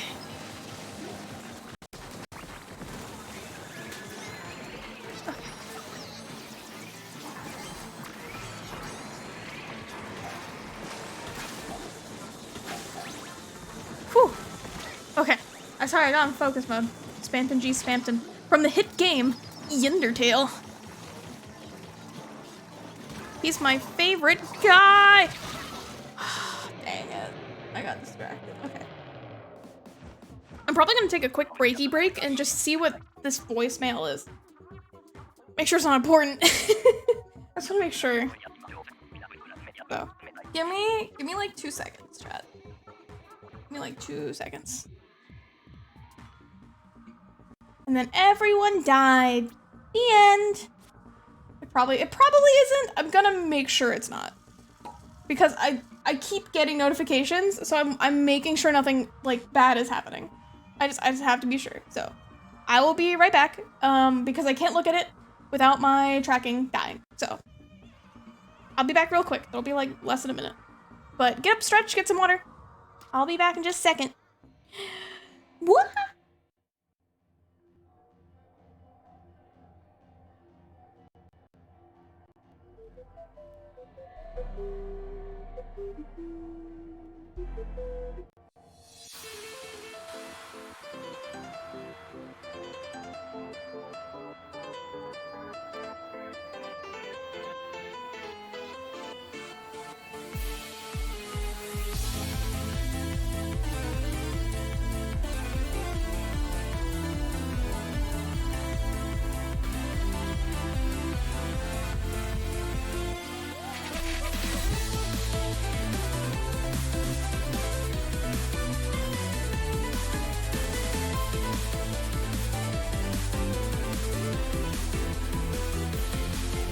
Okay, confirmed. It was not important.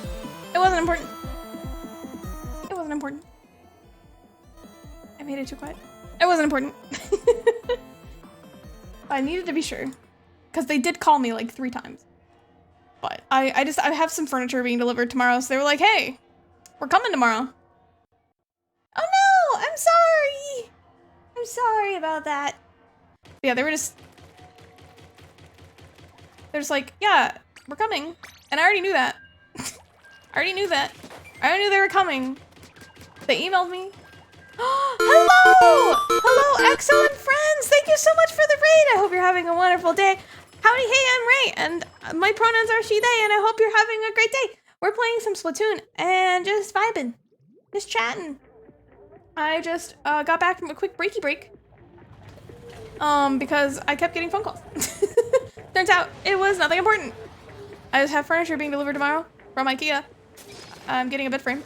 And they're like, hi, we're coming tomorrow. And I'm like, yeah, I know. And they called me again, like 20 minutes later, like, hi, we're coming tomorrow. And I'm like, I know. I'm busy. Oh, we're doing... So It's I just me need and to the make furniture. Sure. It's me. I'm in the furniture. I'm in the walls. But yeah, we're just hanging out. We're playing some Splatoon. I took a break, and so I want to get catalog levels because I haven't played in a bit, and then now the catalog is going to move on soon. I'm going to be sad because there's stuff I want in it. So I can just play whatever for that. So I'm doing a little bit of Samurai because I wanted to take a break from Turf War. And yeah. Spoons. Just vibing and hanging out. Hope you guys had a wonderful stream. Whatever you were up to, and I hope you have a wonderful evening. If you want to lurk, you lurk, that's totally fine. If you want to, you know, just bounce, that's also fine. But I appreciate you coming by and saying hi. And please don't die. I like rhyming. In case it wasn't apparent. That's the word I was looking for. I'm also bad at English, despite it being my native language. I can't do this on my own. Yeah, I've been having a few tech issues today, but I hope you all can bear with me. Thank you so much. Hello! Thank you. Thank you. That's very sweet. Thank you so much. What did you guys stream? English is bad. It is cringe. Correct. Whatever it was, I hope you had fun.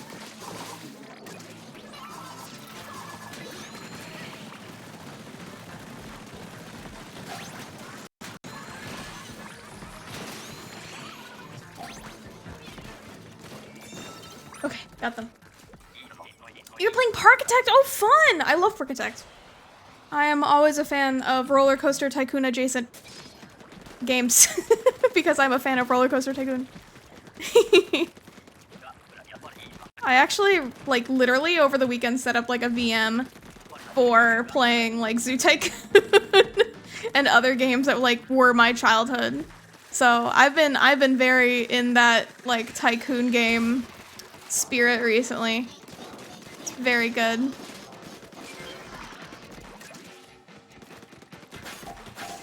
Zoo Tycoon, I know, because like Roller Coaster Tycoon can work on modern hardware, but like there's no way to play Zoo Tycoon anymore. Like none. And like I know that like what is it?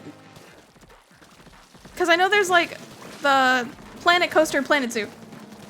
They don't hit for me personally. Like there's nothing wrong with them, but they don't hit my nostalgia. And you know what's the point of a nostalgia trip if it doesn't hit your nostalgia? Got him. Okay. Loch Ness Monster, my beloved. Yeah, Dell was playing with me. And it was very good.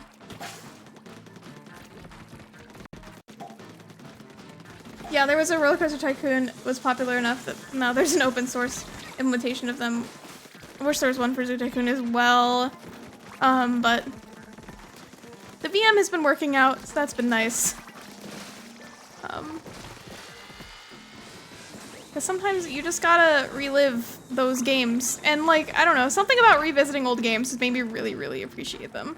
I feel like maybe it's just because I'm not in the space anymore, but I feel like there's not as many games that are for like a younger demographic that aren't just like shovelware right now, or Nintendo. Like, I don't know, I liked playing silly, goofy computer games that were like just nonsensical and silly. I miss that. Like the Oregon Trail Sim Cities of like the early 2000s. I feel like there's not really an equivalent right now. Humongous Entertainment's still available, but that's just from the same era. Cause like I had the Jumpstart games, I had like so many things that I played and they were all educational. I also played Nancy Drew. So much Nancy Drew. Is anything coming? Oh, there we go.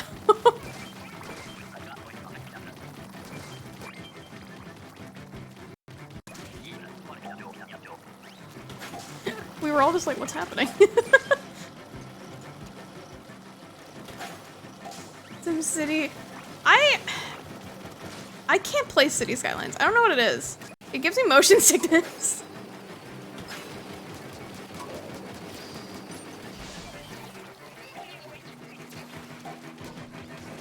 Okay, I'm going over here.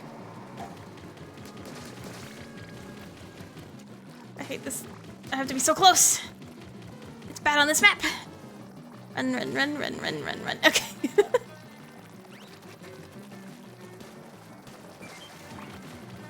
Okay, there's a big clump of them here. Ah. Nice. Throw. And throw. It struggles at times. I know that my partner was really into it and like he even made like a mod for it at one point. That's now just like a feature of the game, but people apparently still like ask him to update his mod even though it's like a feature in the base game.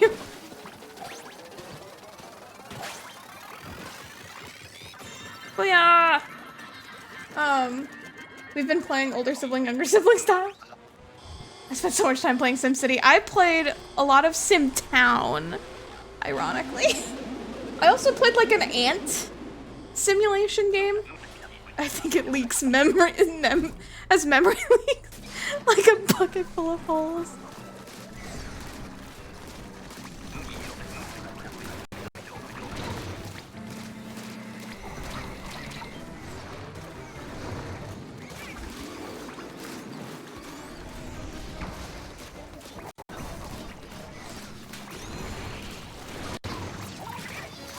I got smooshed.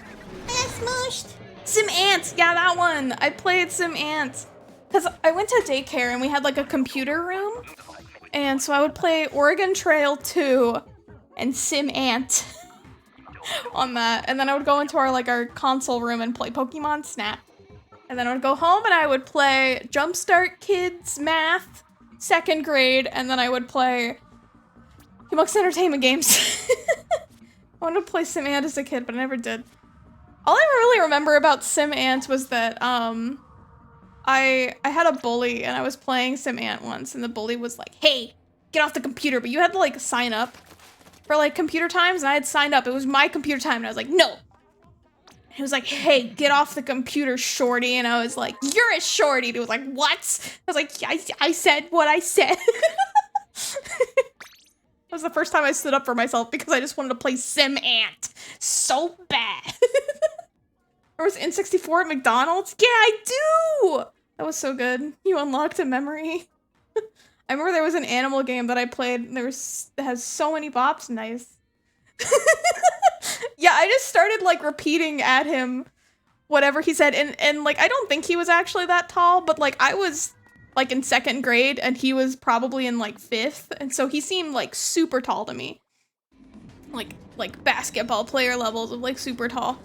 But I just started repeating back to me whatever insults he said at me, and then I was just like, yeah, I said what I said. It was a Jumpstart game. Okay, I played a lot of Jumpstart games. I know that I played Jumpstart Spanish, and I played one where I think it was like Jumpstart Math 1st grade, where he like got really small and you had to count ants and like help a ladybug or something. I also played the old Nancy Drew games and like, man, I want to play Nancy Drew. I know I've already streamed a Nancy Drew game. I just love Nancy Drew. There's like a poll on Tumblr right now of like top detectives, and I'm like, I voted for Nancy and Herlock Sholmes because I stan. Yeah, go rest after your stream. I hope you eat a food, drink some water, and get some rest. And thank you. Thank you for bringing your community over. I'm so happy to see you all. Thank you so much. And I hope you rest good. I am stretching. Yay! It's always good to see you swing by.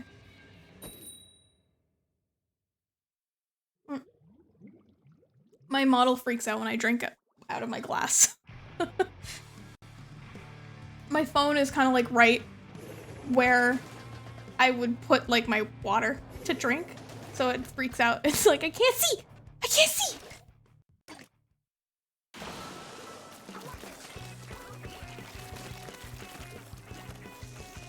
Alright, we're going in. We gotta think like a paintbrush. We can't think like any of the other things I normally play. We gotta think like a paintbrush, which means I'm gonna draw a heart. That's awful.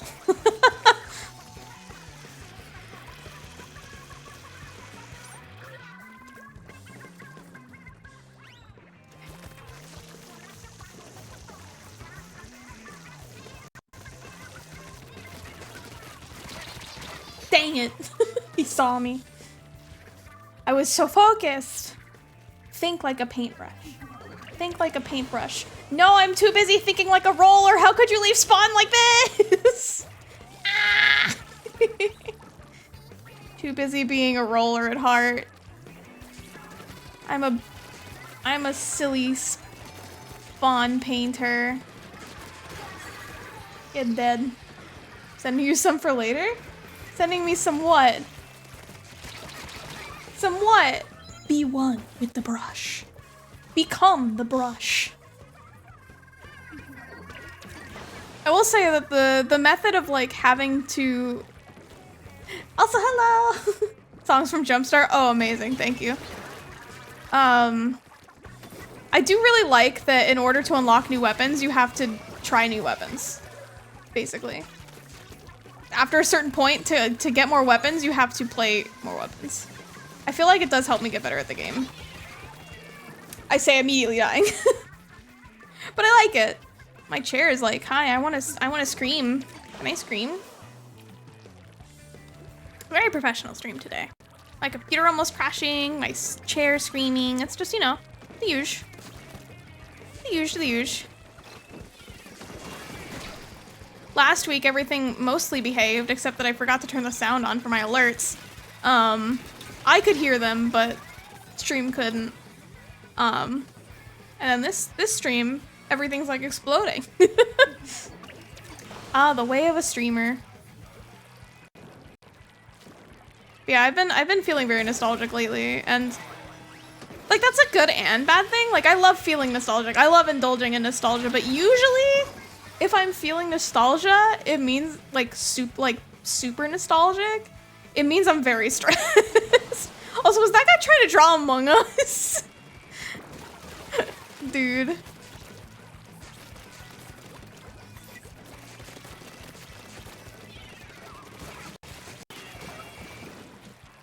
I gotta go. I gotta go, I gotta go, I gotta go, I gotta go, I gotta go, go, go, go, go, go, go.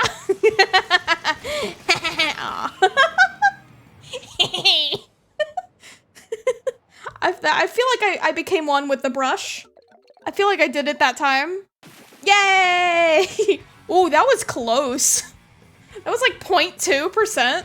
Holy cow. I have gotten a 0.1% difference match, but like, dang. The freedom to run is nice, yes. Ah. I hit my controller on my desk. I'm gonna drink my water. Poggers. Pog, ah! I hit my water on my desk. That was very loud, I'm sorry. I apologize. I was the worst contributor, but I'm getting better. Okay, wait, I'm gonna try and draw Among Us. I know there's a good way to do it, so let's see. We're just gonna... Starting off good. He maybe has a little bit of brain damage, but you know, that's okay. He's beautiful! Beautiful.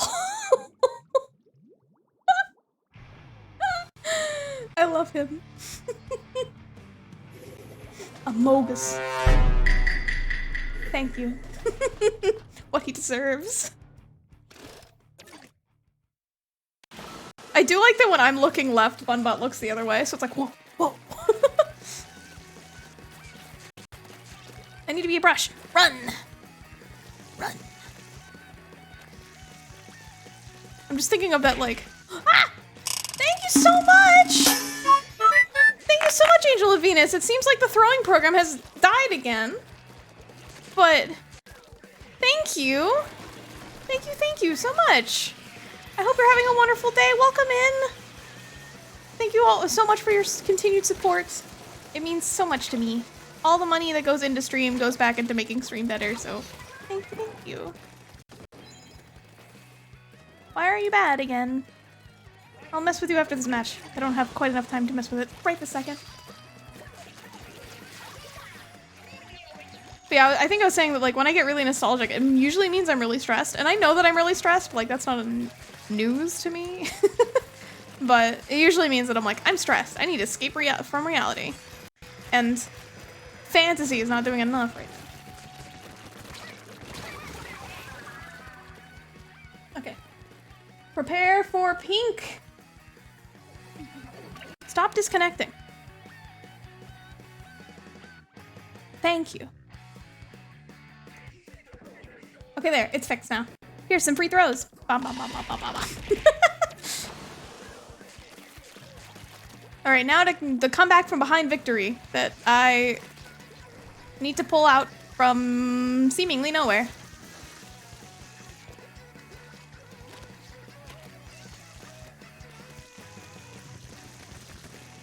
Running away. Running away. Wiggle, wiggle, wiggle, wiggle, wiggle. They're right behind me. Ah!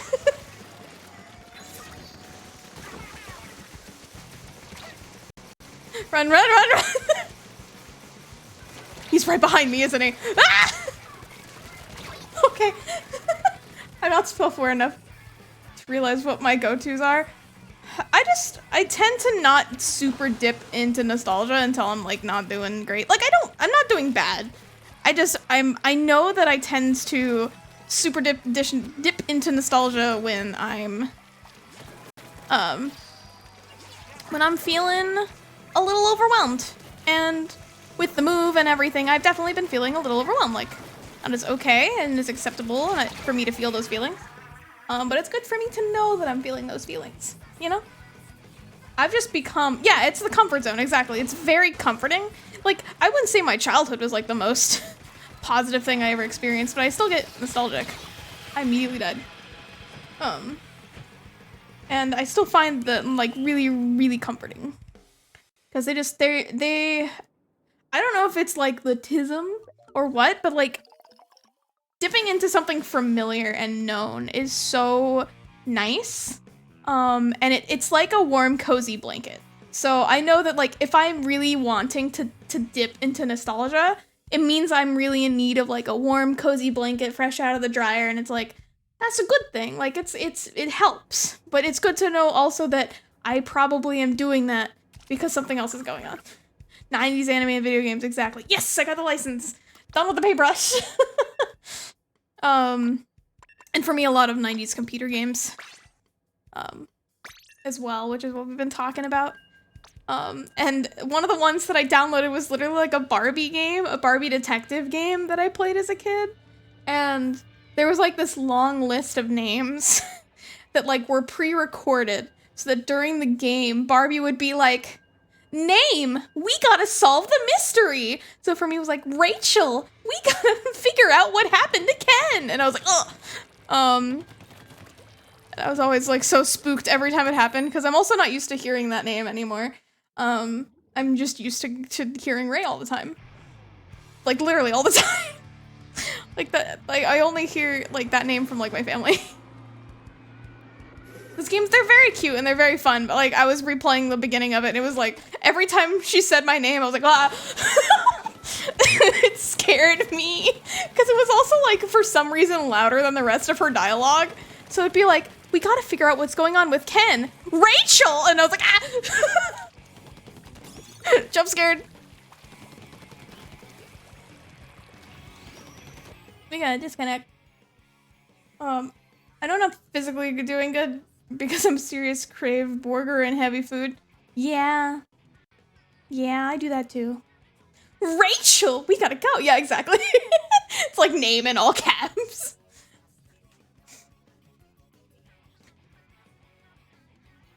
Name in absolutely all caps.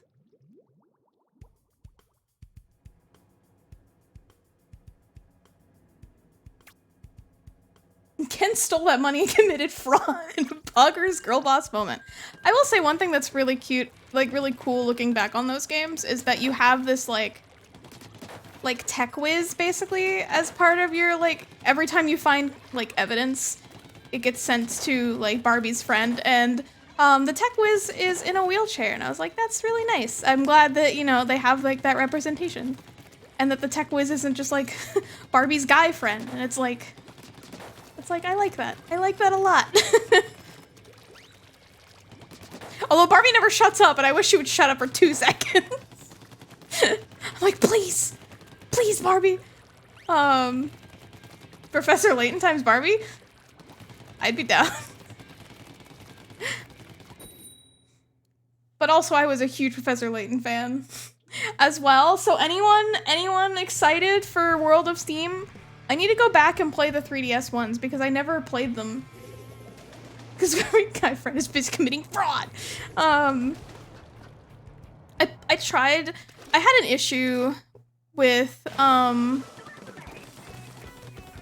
old. Well, okay, so Professor Layton was a game that I kind of avoided for a while because I looked at it and I was like at that point where I was like, this game looks too childish, and I didn't want to play it. And then eventually I was like, fine, I'll try it. And I loved it. I love Professor Layton. And I played the first 3 games on Nintendo DS like a rabid fool. And then cried super hard at the end of the 3rd one. And then when the 4th one came out, I played it and I was like, okay, that was okay. But I feel like it didn't hit as hard as the previous ones. And then the 5th one came out and I shared that opinion. And the 6th one. And then I was like, I think I'm done. Because they didn't feel right. It felt like they were still Professor Layton, but like they weren't Professor Layton. But I might try again to revisit them. Like in recent times now, especially now that like they've announced the next one, and I might buy them digitally before the eShop closes because I do not know where my physical copies are. Like, at all. Ooh, my ear popped.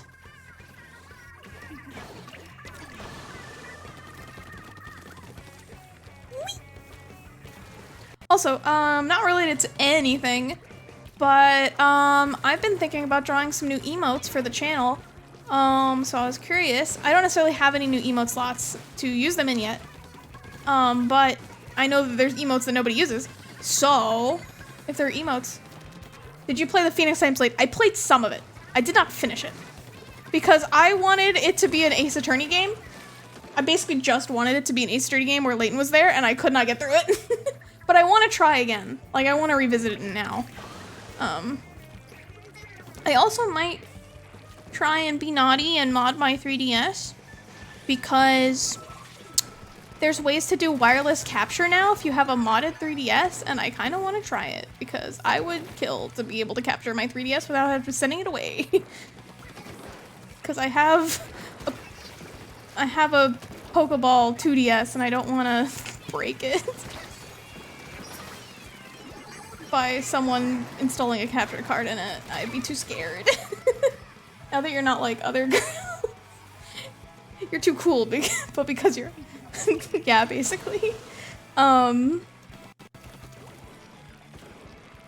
thanks for hanging out. I really appreciate it.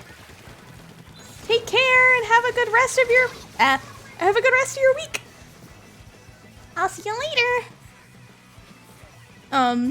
Yeah, I really want to try again because I feel like part of the problem I had is when they translated Layton to 3D, I didn't like how he looked, and then in the Phoenix and Layton game, because I was feeling so bitter towards Layton, I didn't want Layton to ever be in the game.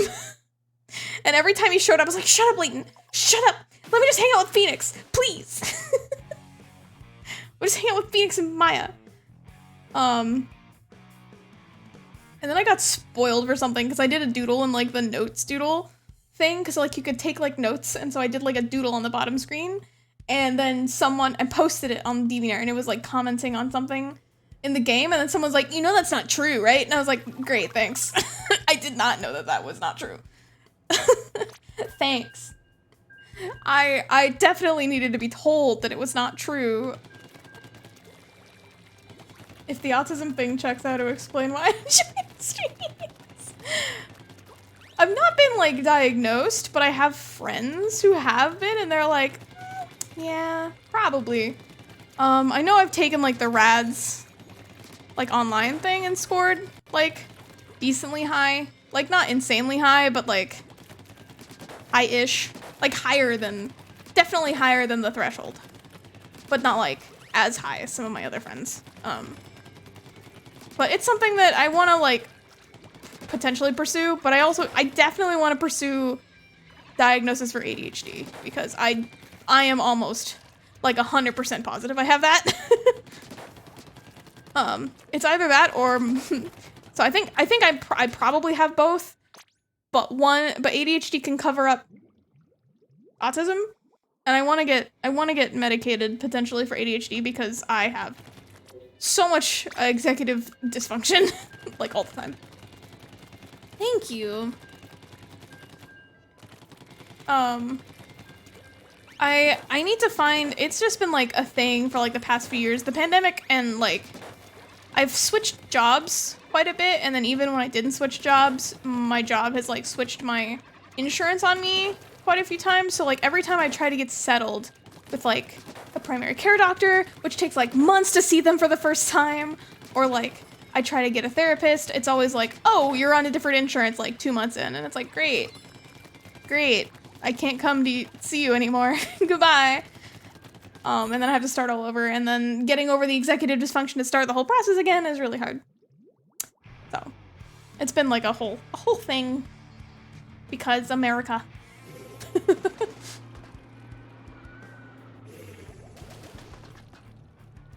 I really like that blue. That's one of my favorite colors in this game. I really like that blue. It's like a teal, but like I really like it. Love one bot sitting in my head. I love that little guy. I keep looking at him. He's just like, what's over there? What's over there? Keeps distracting me. Oh yeah.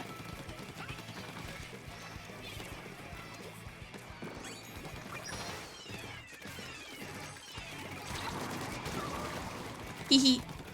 I know roughly about your reach now, sir, because I played the brush for like 5 seconds.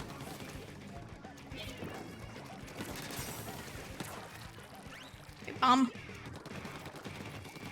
Okay. But yeah, it's something I've been thinking about for a little while, but it's just been like a whole, it's a process, and trying to find the space to partake in that process while also like dealing with work and stuff. It's all a thing, but it's definitely something I want to look into. I don't know for sure, but like when I look into it and I do research, like it makes sense that it could be a thing that I have, but I don't know. On the lookout for Predator. Ah! There he is! I got him. I remember hearing that there's some issues over comparing ASD and ADHD since their symptoms are so similar that most doctors don't want to diagnose someone with both. Yeah. That's the other problem I have, where it's like, I don't really know. I definitely, like, when I started considering that I might have it and started taking steps to, like, accommodate myself, I guess. Like, a lot of things that people say help them has helped me, so, like, I don't know. Regardless of whether or not it is, like, a diagnosis for me, taking steps to, like, work with myself has definitely been positive, so, you know. I just know my brain's funky. There's some kind of neurospicy nonsense in there, and whatever it is, taking steps to improve my life and work with myself, even though it's not always easy, has been a benefit, or been beneficial for me personally. Bum.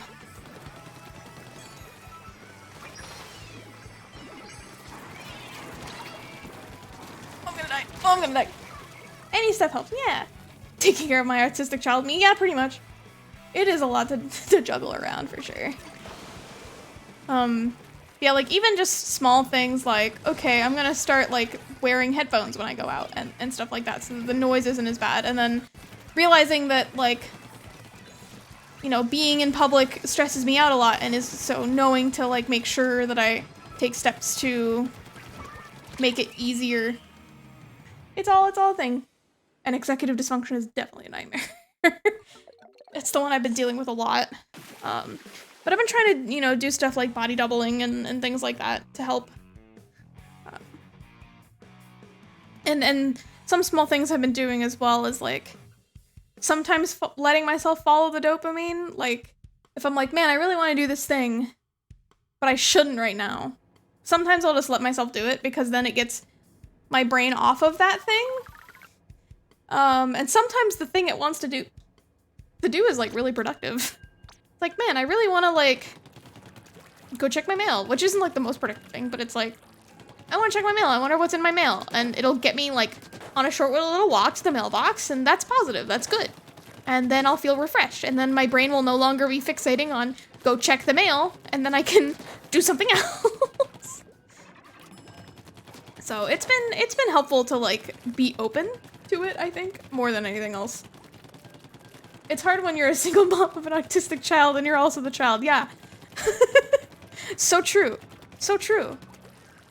Yeah, I definitely know that regardless, a lot of the people in my life over the years have ended up being on the spectrum somewhere. So that's notable, I think. But I've also had a lot of friends who have ADHD, so, like, I don't know.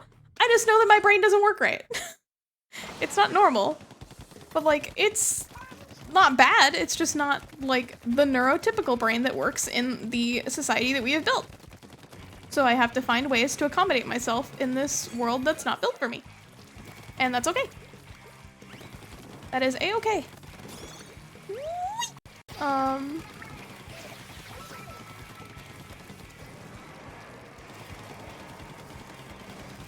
But regardless, I got something, and probably multiple somethings.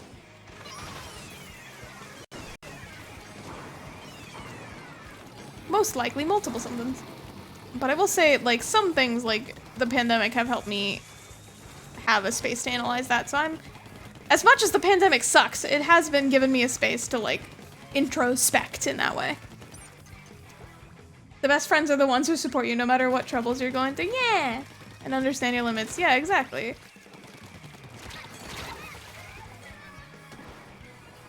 Absolutely, and I feel like I do have that group finally, and it's really nice. I feel like it's been hard because you know, I don't know if I'm autistic, but, like, I feel like a lot of neurotypical people, and obviously also autistic people, struggle with friendships and keeping friendships and starting friendships to begin with, and I know that it's been really difficult for me my whole life.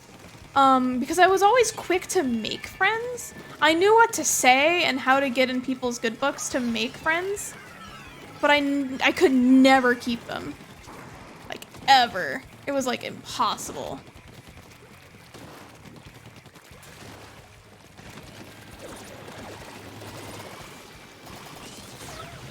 Ah! I didn't notice they got it off. I didn't notice they got the shot off. Yeah, it's been really hard to, like, keep friends as I've been growing up. And not because people necessarily disliked me.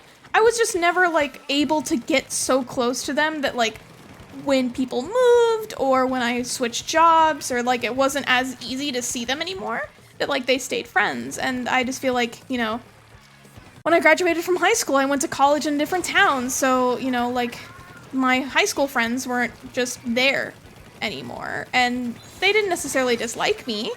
But it was just a lot harder to keep in contact with them. And then when I went to college, I had a lot of friends that graduated and moved. And then I graduated and I didn't move, but because almost everyone I knew did, I was like, well, now they're gone. And then I had work friends, but then I switched jobs. Then I was like, okay, well, now they're gone. And I usually get like 1 or 2 people that stick. And so over time, that has eventually led to that number being a positive trend. And so it's a process, but you know, it works out. Aw. It's hard for me because I don't have updates. I just like saying hi. I don't need updates, I just like company. Yeah, today's been a very good, just like, brain dump talk kind of day. So thanks for, like, listening, I guess. Yeah, I feel like it's just, adult friendships are hard. Adult friendships are hard.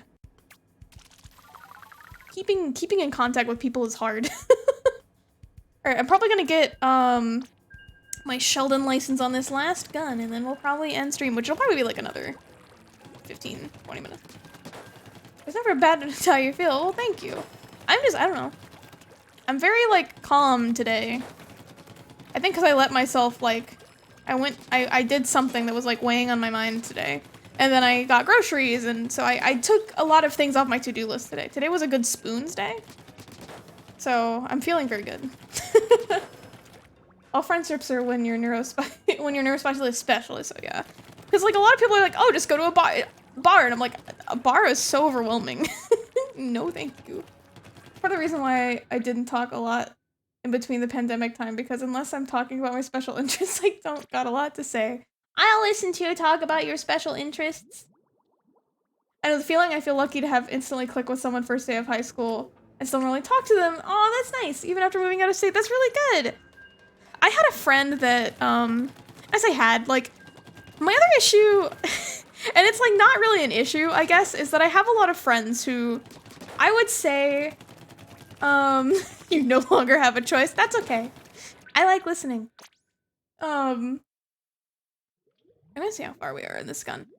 That I've had friends who, even if I don't talk to them constantly, I still consider them my friends, but I wish I could talk to them more. But I had a friend last year who I was really close to, and then, they moved to, like, LA, and so it's like, well, okay. And part of the problem with that is that a lot of the things that we did to hang out were, like, we liked to just enjoy each other's physical presence, which is kind of hard to do when someone moves across the country. We still talk from time to time, and we'll send each other, like, stuff that makes each other, like, think of each other. But it's definitely not the same. And then when I was in high school, I definitely had friends who I would still consider them friends, but we don't talk, like, ever. And I'll occasionally, like, message one of them and be like, hey, I hope you're doing okay. And they're like, oh my gosh. And I'll get, like, an update on how things are going, and then we don't talk again for, like, a year. I love that emote. Hello! Hello, Stray Rainbow. That's a very good emote. I know how I feel because I'm, an LDR. I don't know what that means. But yeah, it's like, it's always hard whenever someone moves or you move, and you aren't, like, physically close to someone, that it's just like, being physically close to someone is, like, I feel like the easiest way to make a friend. And then once you're not physically close to someone, it's like, the difficulty level to stay someone's friend is, like, severely multiplied. Because you can't just be like, hey, come over, we're gonna play board games, and they go, okay.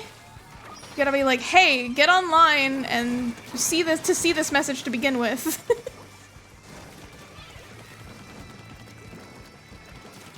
Did you know parallel plane adulthood is a fairly strong indicator of autism? I found that out the other day. Yeah, I did. It's also a fairly big indicator in childhood autism as well.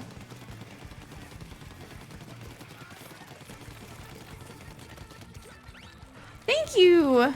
You too. Oh, long distance relationship. I was in one of those. They're definitely difficult. But mine didn't end up working out in the long run, not because of, like, the distance, but just because we ended up I guess, like, slightly because of the distance, but it was mostly just because we ended up growing to be different people, going in different directions, which is totally fun. I have no animosity. It was like amicable. I think they were upset, but, you know, it was for the best. Parallel play like that? It's like where you want to, instead of both of you doing the same thing, you're kind of like both doing your own thing, but like next to each other, if that makes sense. So like something that I like to do is like me and my friend, like one of us would be like playing Pokemon on our Switch, and then like one of us would be playing like a different game and just like hanging out, while the other one, we were just there, and we would just usually like talk while doing two completely separate things. Whereas apparently, neurotypicals have to do the same thing together. And if you're not doing something together, it means you're not engaged and you're not enjoying yourself. Apparently. I don't know. Those neurotypicals. Who knows what they're thinking? I'll see, it is a very good emote. Food was tasty. I'm glad you enjoyed your food. Have a good evening. And make eye contact. Yeah, like, I guess, like, a good example is that, like, neurotypicals would want to go over and watch a movie together. And you all have to be watching the movie, and you all have to be engaged the whole time, or you're not interested in the movie. Or play board games together, or play the same video game together, whereas, like, someone who's neurodivergent may more enjoy, like, going over and, like, playing two different video games, but, like, sitting in the same room. Like, one of you's playing on the TV, and one of you's playing, like, handheld, or one of you's, like, drawing or something. Like, I know that I'll sit next to my partner while they're playing something and, like, draw. And that's, like, preferable to me. And that can be called, like, parallel play. I heard an example of it today in, like, kids, where it was, like, they're at Chuck E. Cheese, and all the kids were playing, like, one game, but one kid wanted to play a different game, but, like, next to them. Or sitting in a Discord call and everyone's doing something completely different. Yeah. That's, like, the remote version. Yeah, for sure. I've definitely also done that. My narrow interest includes playing tabletop games, so there's some interaction with others baked into that. Yeah. Excuse me. One of the things with, like, neurospicy stuff is that it's always, like, there's always, like, gray areas. I feel like board games is, like, a gray area because board games are a very common special interest. But, like, in terms of basically activities, it's, like, just enjoying someone's presence without necessarily needing to be doing something together. That kind of thing is very, I think, difficult for people who aren't, like, neurospicy in some way. For some reason. I like it. I find it very comforting. Like, I think I find it comforting because I know that there's not anything expected of me, and that, like, I can just unmask and just relax. Which is nice.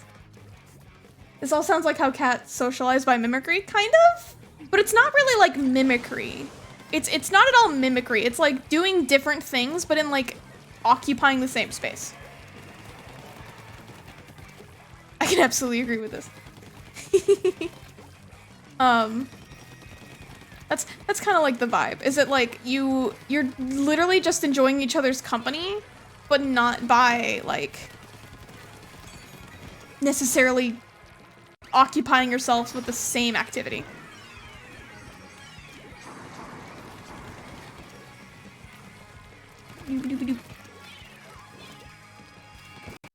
I hate the sound of suction bombs, they scare me.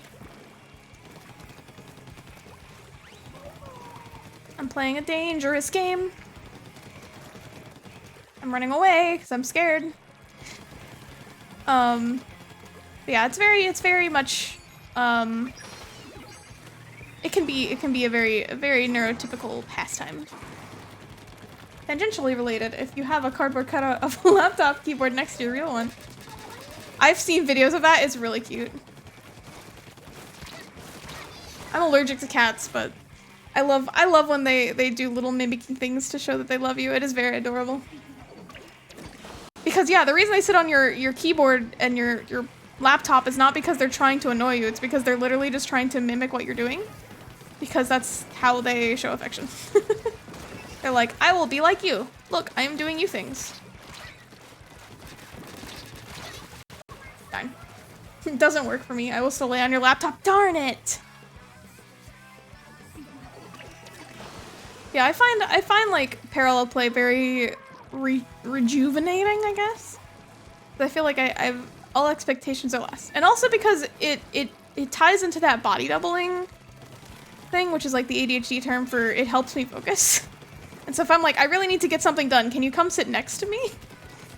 And they can do something completely different. Like yesterday I was working on a D&D map while my partner played Pokemon Crystal. And it was great. It was wonderful. I very much enjoyed it. If you dance a lot, well, you can't dance a lot. That reminds me that one of my favorite movies as a kid was a movie called Cats Don't Dance.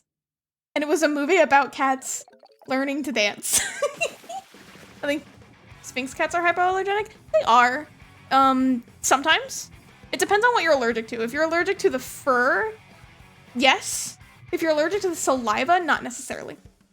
Which I don't know what I'm allergic to. I think it's mostly the dander, but I'm not sure. Remember that movie? It was a comfort movie. I loved it so much. Catalog level. And I just remember I loved watching it so much that my dad has like some of the lines memorized. I wanted to check the this. We're halfway there. Whoa! Living on a prayer. I might drink some juice.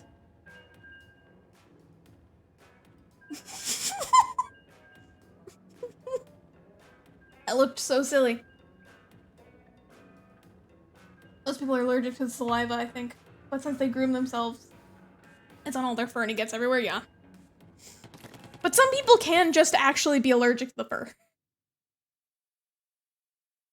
I am splatting those tunes. Hello, Raz. Unless you want to be called Skelly.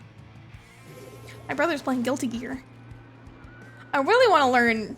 I played a little bit of Guilty Gear, and I really liked Bridget, and then I found out more about Bridget, and now I really want to learn Bridget.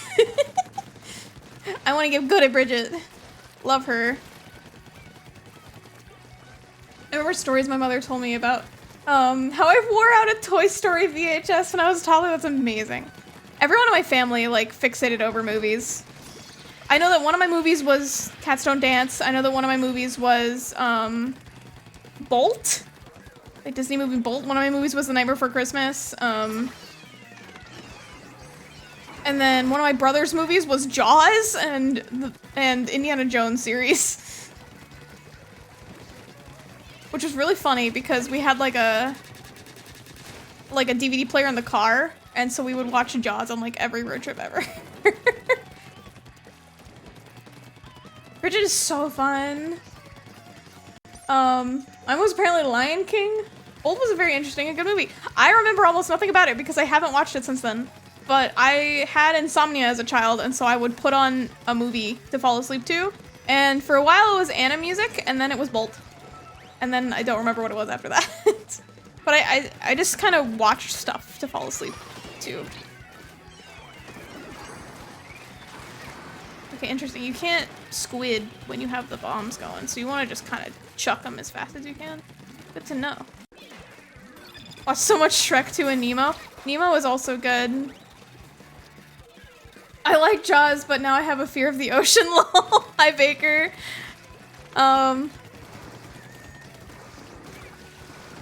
The ocean is understandable to be afraid of. Who knows what's down there? It's kind of one of those things where, like, once you know what you don't know, it's like, oh. I've heard rumors of Indiana Jones 5. I feel like I've also heard those rumors. I fixated on Bartok's the Magnificent. Never heard of that. I'm trying to scroll. Well, it was like this dog that thought he had superpowers. He was raised on a movie set. Yeah, it was cute. I remember the premise, but like I don't remember like specifics because it's just been a really long time. And I watched it to go to bed, so like it was a movie I would put on to just literally like I feel like whenever I say I watch something to go to bed, it's not because it's boring. It's because it's familiar and comforting. That it like puts me to sleep. Don't know why. Coming out this year, I think. Indiana Home. It just makes me think of Indiana Holmes, and it's like an Indiana Jones and Sherlock Holmes movie. They should make that. I don't make the rules. But I've thought of it, and now it needs to exist.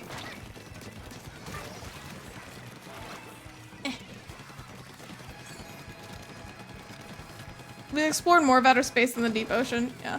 At least more of our solar system than the ocean. There's a lot of space. My mom loves Jaws, but for a really specific reason. Cthulhu is down there. He could be. I think the most wild thing is that when I was little, it was like, oh, giant squid don't exist. They're just like a myth. And then now it's like very widely accepted that giant squid are, like they exist. We know that. Like that was not a thing when I was a kid. Wally was my favorite for a long time until Inside Out came out. Valid. Those are good movies. That would be an interesting mashup. Me and the Lizzie McGuire movie CD. The Joanna veggie sales. Heard the joke, we're building rockets to get further away from the deep sea horrors. I'm probably listening for elementary me. I also think I fixated on the Alvin and the Chipmunks movie, and that's kind of cringe of me to say. But like, I was so into it that like, this was when I was like a pubescent teenager in middle school who like, I thought it was cool, but it was not cool. And I would like listen to, you had a bad day. Wait, here, I can replicate this for you all. Here you go. You want to hear what my bedroom sounded like when I was a teenager? It sounded like, where's Chipmunk?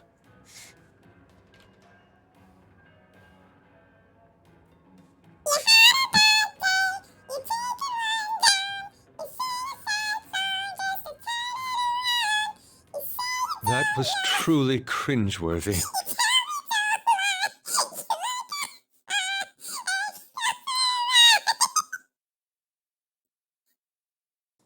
Okay,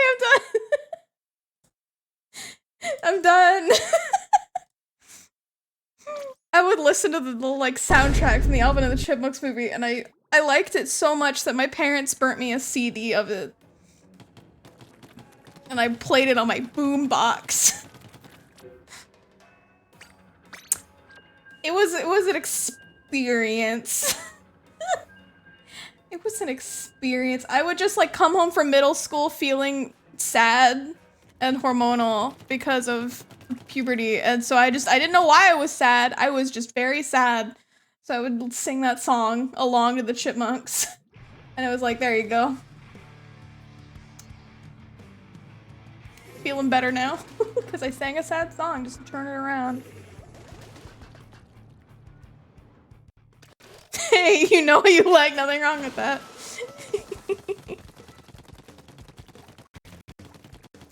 This is the content I come to, not Splatoon, but Alvin and the Chipmunks cringe. I feel pity for you. The other teens yeah. I remember that when I was in elementary school, there was these two twins, who were like literally like stereotypical mean girls in like kindergarten.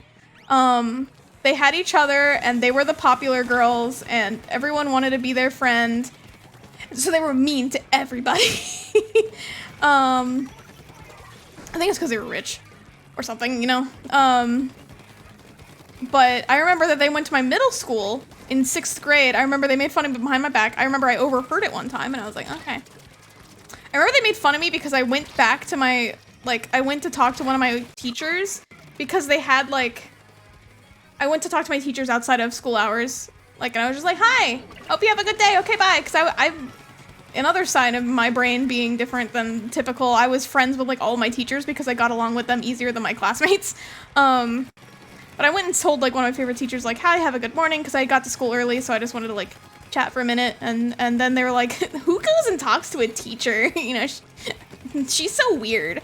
But I do remember that one day during my, like, world, like, cultures or world geography class, whichever one it was, they were like, yeah, we're gonna switch schools, and everyone was like, oh, and I was just like, oh, and then, like, when I left class, I was like, yes! Yes! I was just, like, so excited. Yeah, I was teacher's pet. I was so excited for them to not be my classmates anymore. I still find it humorous that the squid launchers are espresso machines. I know, it's so good. Singing is a nice way to calm down. Yeah, it really is. I found comfort in singing and Link from Zelda. And then I would go play the Wind Waker, and all the bright colors made me happy. Oh, I've been single targeted. Run away! Okay.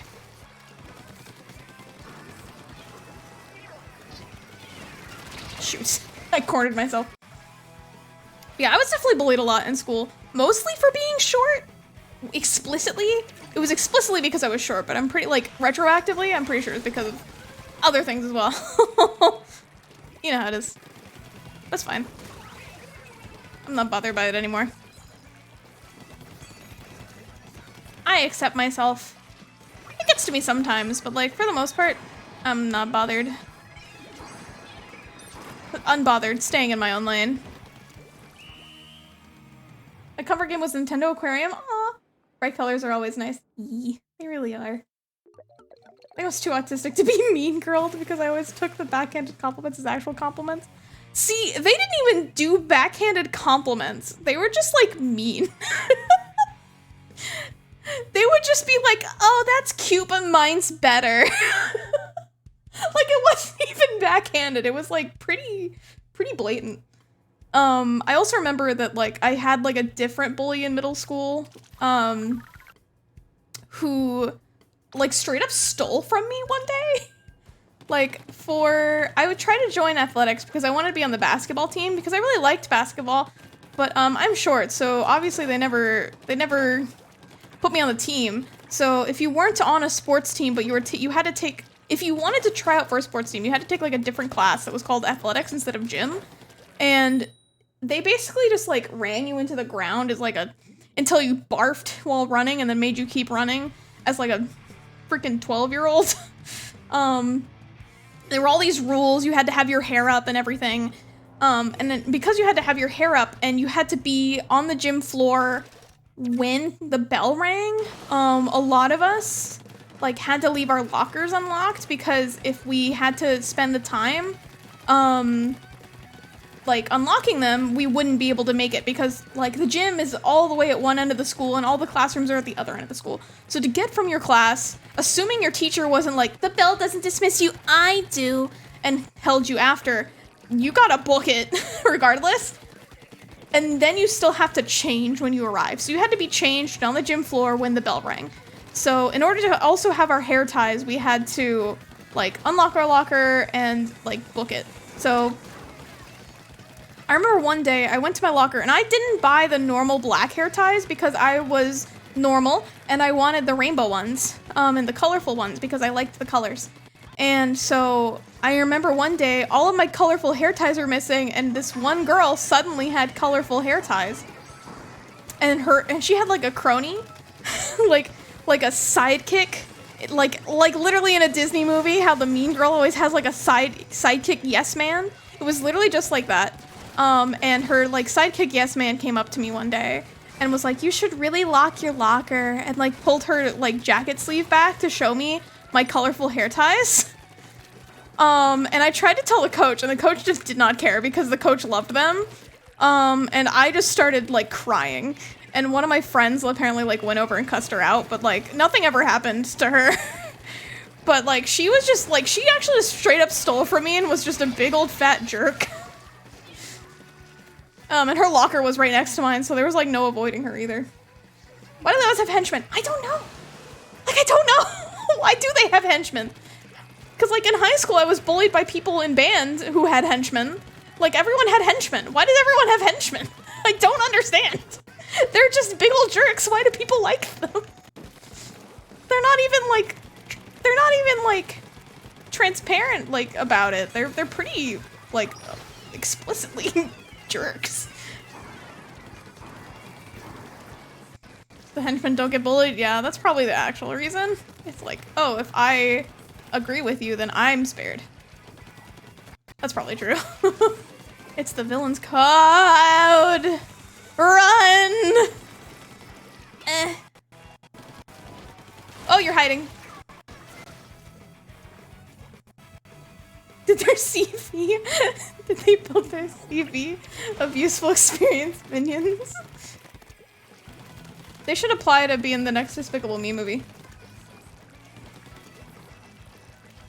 That was just so weird. Like, I lived so many, like, very Mean Girls-esque experiences that, like, I know people, like, nowadays are like, there's no way girls are like that. I was like, they are. they very much are. I remember in band, the, like, head flute had, like, I was a flute player. They had, like, other people, like, at their beck and call. And, they would always bully me, say that I wasn't good enough to be in their section, and they always ostracized me, because I was, in the flute section, I was very obviously, like, the odd one out. Like, I wasn't into boys, I wasn't, like, all into makeup. I was, like, always not wearing makeup and just wanted to play Kingdom Hearts on my 3DS. Thank you for swinging by, and thanks for chatting. I appreciate it. I appreciate you. Have a good week, and a good evening. This is a former crony. You get swept up with it and get drunk on the primary girl's power. That's fair.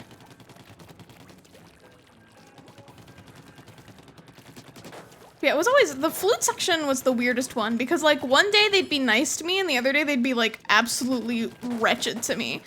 Like, I remember for homecoming one year, they're like, can we do your makeup, please? Oh my gosh, we want to do your makeup so bad. You'd look so pretty. And I was like, sure. I don't know how to do makeup. My mom doesn't know how to do makeup. Sure.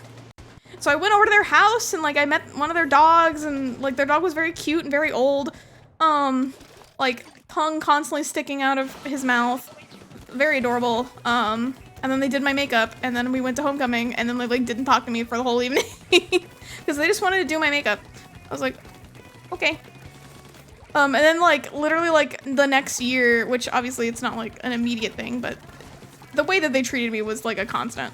I was very confused. I thought that, like, letting them do my makeup meant that we were, like, becoming friends or something. Like, I thought that maybe it was like, oh, okay, they like me now. I remember that, I think it was the next year, one of them became, like, the leader of the section, and then I was starting to get better. Like, I was starting to actually practice, because I was similar to how I was in classes. Like, I could get by without, like, practicing, but I wanted to get better, so I started actually practicing, thanks to the help of, like, a teacher who believed in me, and believed in, like, my potential. And that really helped, and that's what I needed, is someone who believed in my potential to, like, encourage me and teach me how to practice, like, properly. And then once I started practicing, I started, like, rising up the ranks really quickly. And she did not like this, because it threatened her power, you know? And so, like, I remember one day I asked the band director, I was like, hey, we have a new piece. Would it be okay if I'd be on first part? Which, for anyone who wasn't in band, it means you're, like, in the like, melody more often, whereas, like, second part usually played, like, the backing. And I was like, can I be on first part for this piece? It was, like, just that one piece. And that's really common, is for, like, people to switch between, like, first and second part between songs, so that everyone kind of gets practice. And I asked, and so she kicked someone else off of first part that the leader liked. And so she yelled at me for, like, a full, like, solid minute straight till her face got red about how I wasn't good enough, and how about the person who was getting second part because of me was so much better than me, and that I was never gonna be good enough to be, like, a first part flute player, and all this stuff. Even though it was literally the director who agreed to put me on to first part. Like, it wasn't just me being like, hey, I'm on first part. It was like, no, the director wants me on first part, because I asked, and she said, yes, I believe that you deserve that. And so I just sat there and cried, and then when I walked away, one of my friends is like, the way she treats you is not okay, but I'm not gonna mess with her because I'm scared. Yeah, it disrupted the power dynamic, exactly. But, good end of this story. The next year, after that, I kept practicing, and I became the top flute. And then the band director used me as examples in songs. It was like, hey, everyone shut up, play it like her. And then the former head flute blasted a gasket, and then eventually she wasn't nice to me after that, but she stopped being mean to me, because it was like, no, we are, like clearly equals, and not you're better than me. Any of these people still play flute? Chill out. Pretty sure no. None of them do. I still have my flute, and I still enjoy playing it from time to time, but I definitely am not at where I was. But, like, yeah, none of these people still play. but high school band is so intense for no reason. For no reason at all. No clue why. Okay, I think that's the last one. Yay! We got it, we got it, we got it, we got it. Alright, let's go buy that weapon. Weapon time! And then get our catalog thing, and then we'll probably... Oop, I hit YouTube. Skedaddle for the night, and I'm gonna see who I can raid. That looked like very... that was just me like, because I was pushing hair behind my ear. I see. We might raid, oop, we're gonna get all the weapons! Bah! Bah! Success! Done. Done! It is done. No, I know. Turns out my favorite people from band are awful people, so they ruined this memory. I'm sorry. I'm sorry. But yeah, kind of same. I feel like what I came to decide was I really loved playing, but I hated performing. Or I loved performing, I hated band. That's the word I wanted. Those are the words I wanted.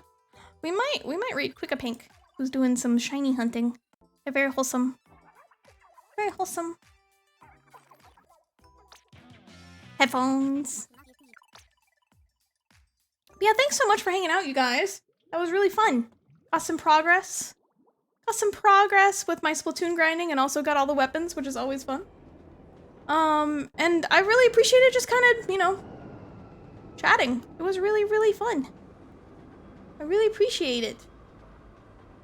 He spoke- oh no! English is hard. It is hard.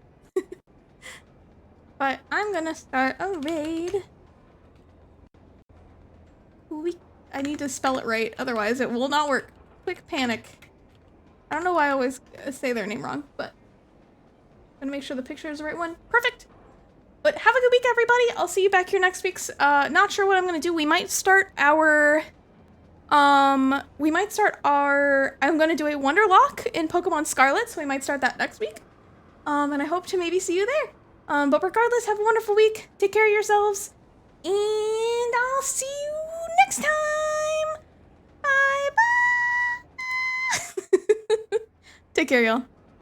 Thanks for stream. Bye-bye. Bye-bye. Bye-bye.